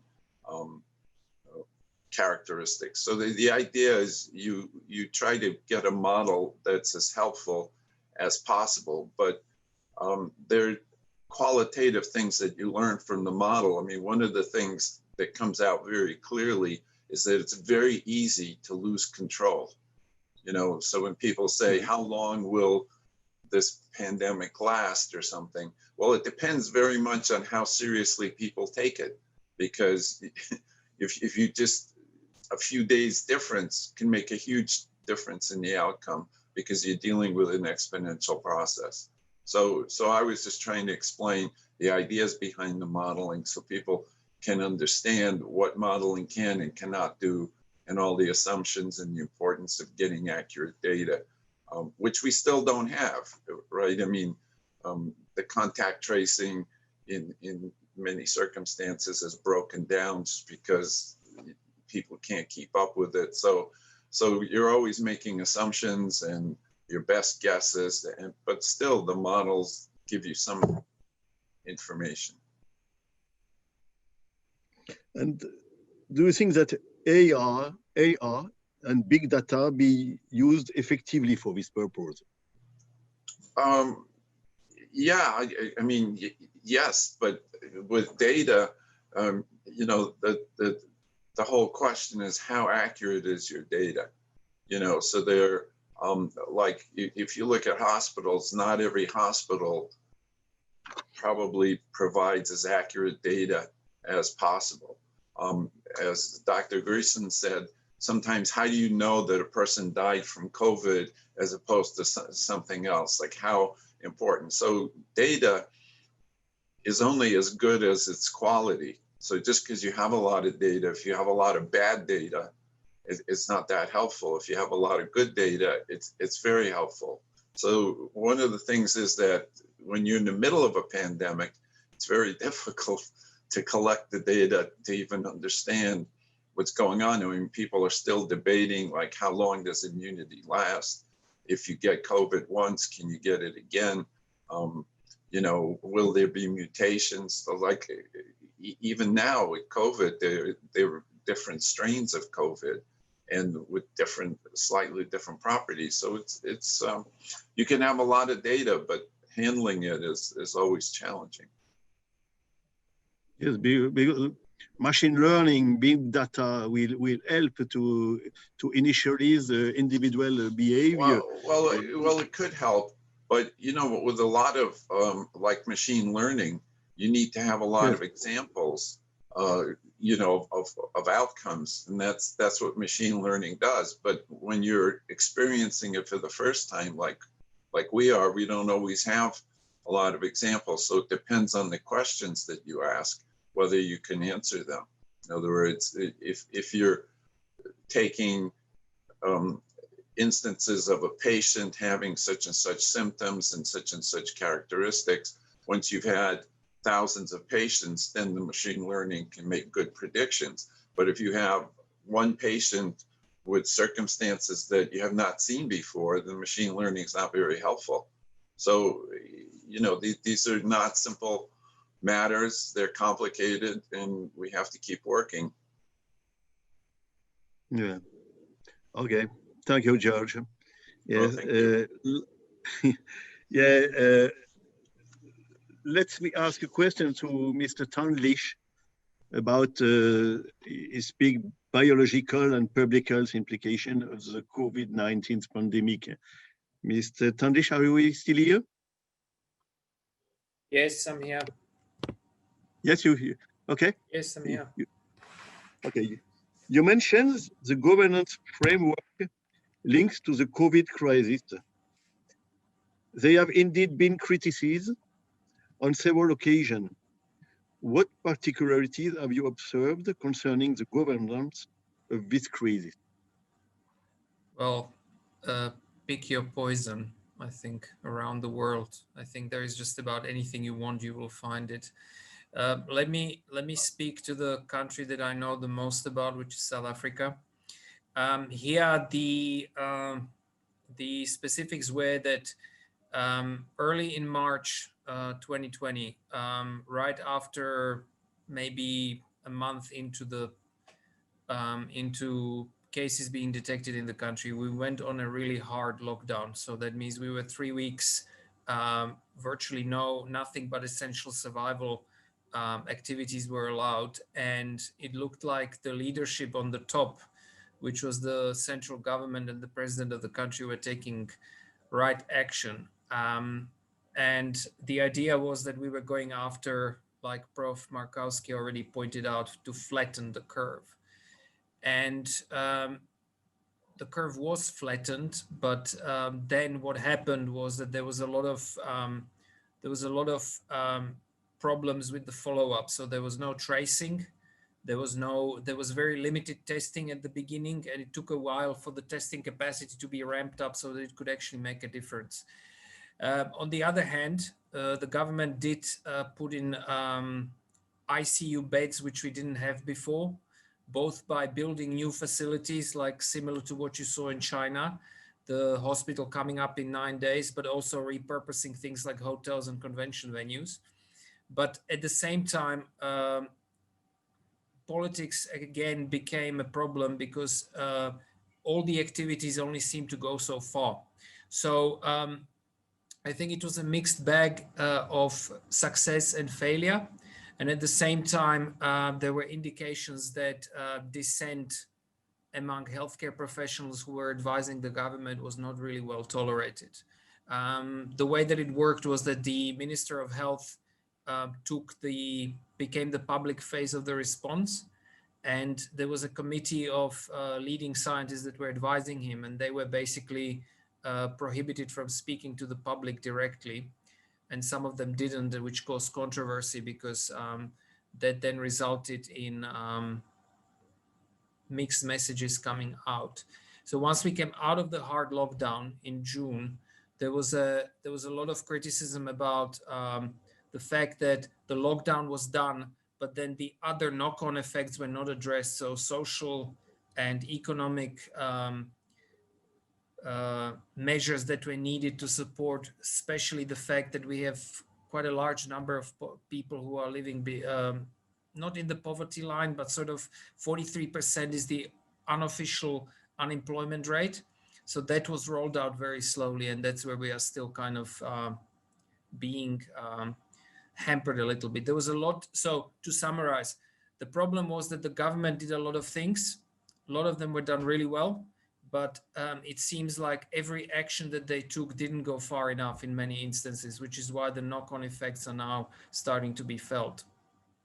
And that's where the policies will have to be reshaped going forward. Okay. So thank you very much, Mr. Chandlich. I have another question to Adjo. Attendez, on va later. Yeah, I had a question about the smart city. Smart city, Marcos Lacina. Are you still here?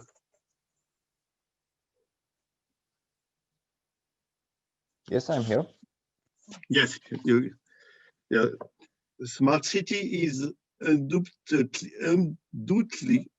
a more efficient city, offering more services, especially digital ones, more dependent on networks.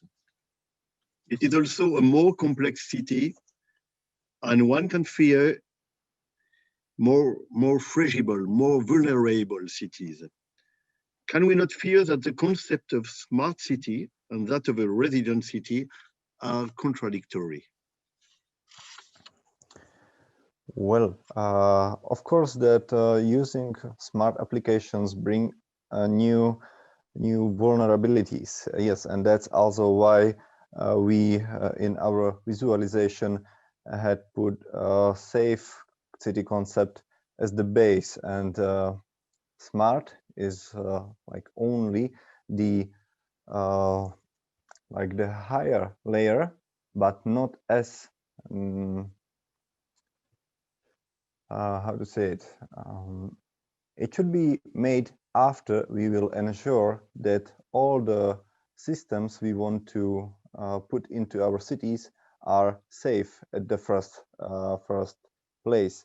And it is, of course, a very hard task to do, to ensure that everything is safe, and it requires the work of many people from various fields of expertise. But today, creating smart cities is kind of a necessity for cities because how the world is changing. There is simply no stopping it, and we cannot just stay with the cities built as they are today. More and more cities around the world are transferring themselves into smart cities, and what you said, that it is basically that it is dangerous, is true, and that is also why we wanted to show the link between smart city and to emphasize that it needs to be connected with safe city concept, and that everything that we will put into our cities needs to be safe before it can go to the smart level, because smartness without safety is actually an increasing the potential threats of the component. So following this question is how the concept of smart city can improve the resilience, the resilience of the population against disease or pandemic like COVID. So how smart cities can help with resilience? Okay, so there are many ways how smart city can help, and that is mainly one of them is what we are using right now. I mean, the technology can make us meet without actually meeting ourselves, which is a form of continuing our lives with social distancing in practice. So that's one of the ways. In general, we can say that if we have smart city applications installed in our cities, then many aspects of life can be shifted into virtual space, which means that we don't need to meet as much as if we are doing everything offline, which can help us survive without meeting so much. Thank you, Maros. I agree. It is a difficult question. Yes, and thank you for your effort to answer. Now a question for Jean-Paul Monet. Jean-Paul, are you here? Hello. Yes. Okay. Your presentation posed the particularly acute question of real indicators. Theoretically, it is already difficult to identify the relevant indicators. This is the current life. But the next problem is how to measure these indicators in real life. And the question then arises of the homogeneity of the chronological series which are thus constructed. We had the question between typically the first and the second variable. Not surprisingly, it is a member of an operational profession like you are, a firefighter, who ask this question. So my question now is, how is it possible to perform analysis and anticipation with very imperfect data? This question is a bit linked with the one I had about the individual modeling with George. So we have to deal with imperfect data. In such a case, to be honest, having a predictive view on a crisis seems to me very difficult. Now we can have a retrospective view on the past to say it could have been possible to do this prediction. We did it with the University of Statistics of University Marseille, but However, your question is more large about dealing with the future, because dealing with crises, commanding an operation is also having not verified and reliable data. It's managing the unknown also. So we try to have some key points, habits, I would like to say. For example, it's more easy for me today to manage a big wildfire rather than manage an epidemic, because for wildfire, we know we have a spread rate, and we could imagine that in 5 hours, the fire will be in the city. For the pandemic, for the epidemic curve and death toll and so on, it's very difficult. It's really learning to walk during walking. But about the reliability of the data, we have to play with it. For example, in France, we have national database, and we know that this database is not fully reliable. Some numbers are changing after you do your analysis. That's very uncomfortable. And however, I guess that your question is fully highlighting the complete difference between management and commandment. The manager always want to have exact data, exact curves, exact prediction. The commanding of a crisis operation is to manage with what you have at this time, and you have to give orders. If you don't give orders, it's a worse solution. It's a good comparison. Yes, commandment need a big adaptation. Can I make a comment, follow-up comment on that? Yeah, let's go.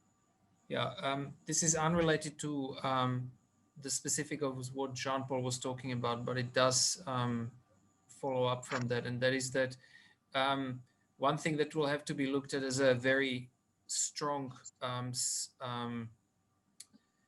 should I say, as a supplementary tool will be digital epidemiology, and that is to use things like Google Trends and things like similar data that are collected and that are de-identified, so you can't trace one particular data point to one person, to use that to study trends in epidemics, because there have been quite a lot of papers already published going back maybe about 15 years, where you can see certain search terms spiking in the numbers that people look for online on Google and in other places if you start having, for example, initial stages of a pandemic. One of the things that actually came out about 2 months ago, I saw a paper where there were indications that, for example, the parking lots in Wuhan hospitals were filling up with cars far more than usual back in August 2019. And that seems to have coincided with general symptoms of the pandemic that we now know, for example, diarrhea and respiratory problems also spiking on Google. So there is some speculation that the pandemic might have actually started earlier. Not that anyone can be blamed for not detecting it, but these are the kinds of tools we will need to start using a little bit more in a standardized fashion. They will never replace the data that the modeling provides, nor will it help you predict exactly what's going to happen, but it will be another data dimension that will have to be taken more into account, especially in the position of someone like a disaster manager, like Jean-Paul mentioned, where you need to make decisions on the fly. One way to look at it would be also something like the call centers. So in other words, if you start seeing data from a call center, people calling in about a particular type of emergency, that will also, in my opinion, be very important going forward, because it will provide a real-time indication of which type of problems can be encountered. Thank you. Yes, other reaction? No. If no reaction, I still have a last question to Marie Bossard. Yes, this conference. Are you still here, Marie? Yes, yes. Okay, okay, I want to be sure. This conference presents an interesting originality, which is to be able to objectify and quantify human behavior. The first question is whether we can deduce a key indicator which complements other indicators of the efficiency of the hospital response, just such as the rate of beds occupied in intensive care. I repeat my question because it was difficult. Yes. The first question is whether we can deduce a key indicator which complements other indicators already known of the efficiency of the hospital response, such as the rate of beds occupied in intensive care. So what kind of other indicator we can try to have? It depends on the objective, but I think that use indicators such as witness perception, which are indicators more more in the reality of the professional and more about how they will implement the plans, can help to understand the real preparedness, because just count the number of beds, it's not enough, because we need to have professional motivate and Yes. confident to have a good performance, if we can Yes. talk about that. Performance, stimulation, readiness, preparation. Mm. Yes, all these kind of indicators. Yes, you think we can have. Yes. Yes. So I have a last question, which is more wide, which go over the COVID questions. It's whether these human indicators, individual indicators, behavior indicators, can be applied to other specific professional categories, like firefighters, police officers, teachers, and which would be make it possible to measure the effectiveness of the functioning of a state. Mm-hmm. So the state is the context, is the hospital, and the COVID could be the trouble which happen in a state. So if you understand my comparison. I'm not sure to understand everything, but I think that the most important, and what I want to repeat and repeat, it's the importance of the readiness of colleagues. And I think for the hospital workers, but also for fire department or teachers, I think the most important is not really the state or the institution, it's really the colleagues, the first colleagues. And the state is important because it leads everyone. It make decisions will affect everybody and every professions. But the relation between the decisions of the state are different, I think, among the profession. For example, the hospital have particularly link with the state and the political decisions. I think that fire department have different perception, and it's more I don't know the word, hierarchisé. I'm sorry, I didn't know the word in English. And so I think that there is differences among the perceptions. I don't know if I answered your question. No, don't worry. I think all this kind of question will be at the agenda of the conference, which will follow the COVID period. And as we talked before, we may have maybe 50 years to talk about it. But also, I hope that Christian Somad and the I committee will organize new conference to discuss about this, all this kind of question, modeling, behavior, the difference between commandment and management. All the questions that we discussed today must be updated and be the agenda of future conference. Yes. So, Mr. Chairman, if you want to conclude. Yes, I think we are running out of the time. So I would like to thank everybody, particularly to the speakers for their excellent presentation in this session 2 COVID-19 session. And thank you, Dr. Christian and Geraldine, for cooperating me in running this session very smoothly. I was absent due to the internet connection for a few minutes. I'm sorry for that. Once again, thanking all you again, I would like to conclude this session.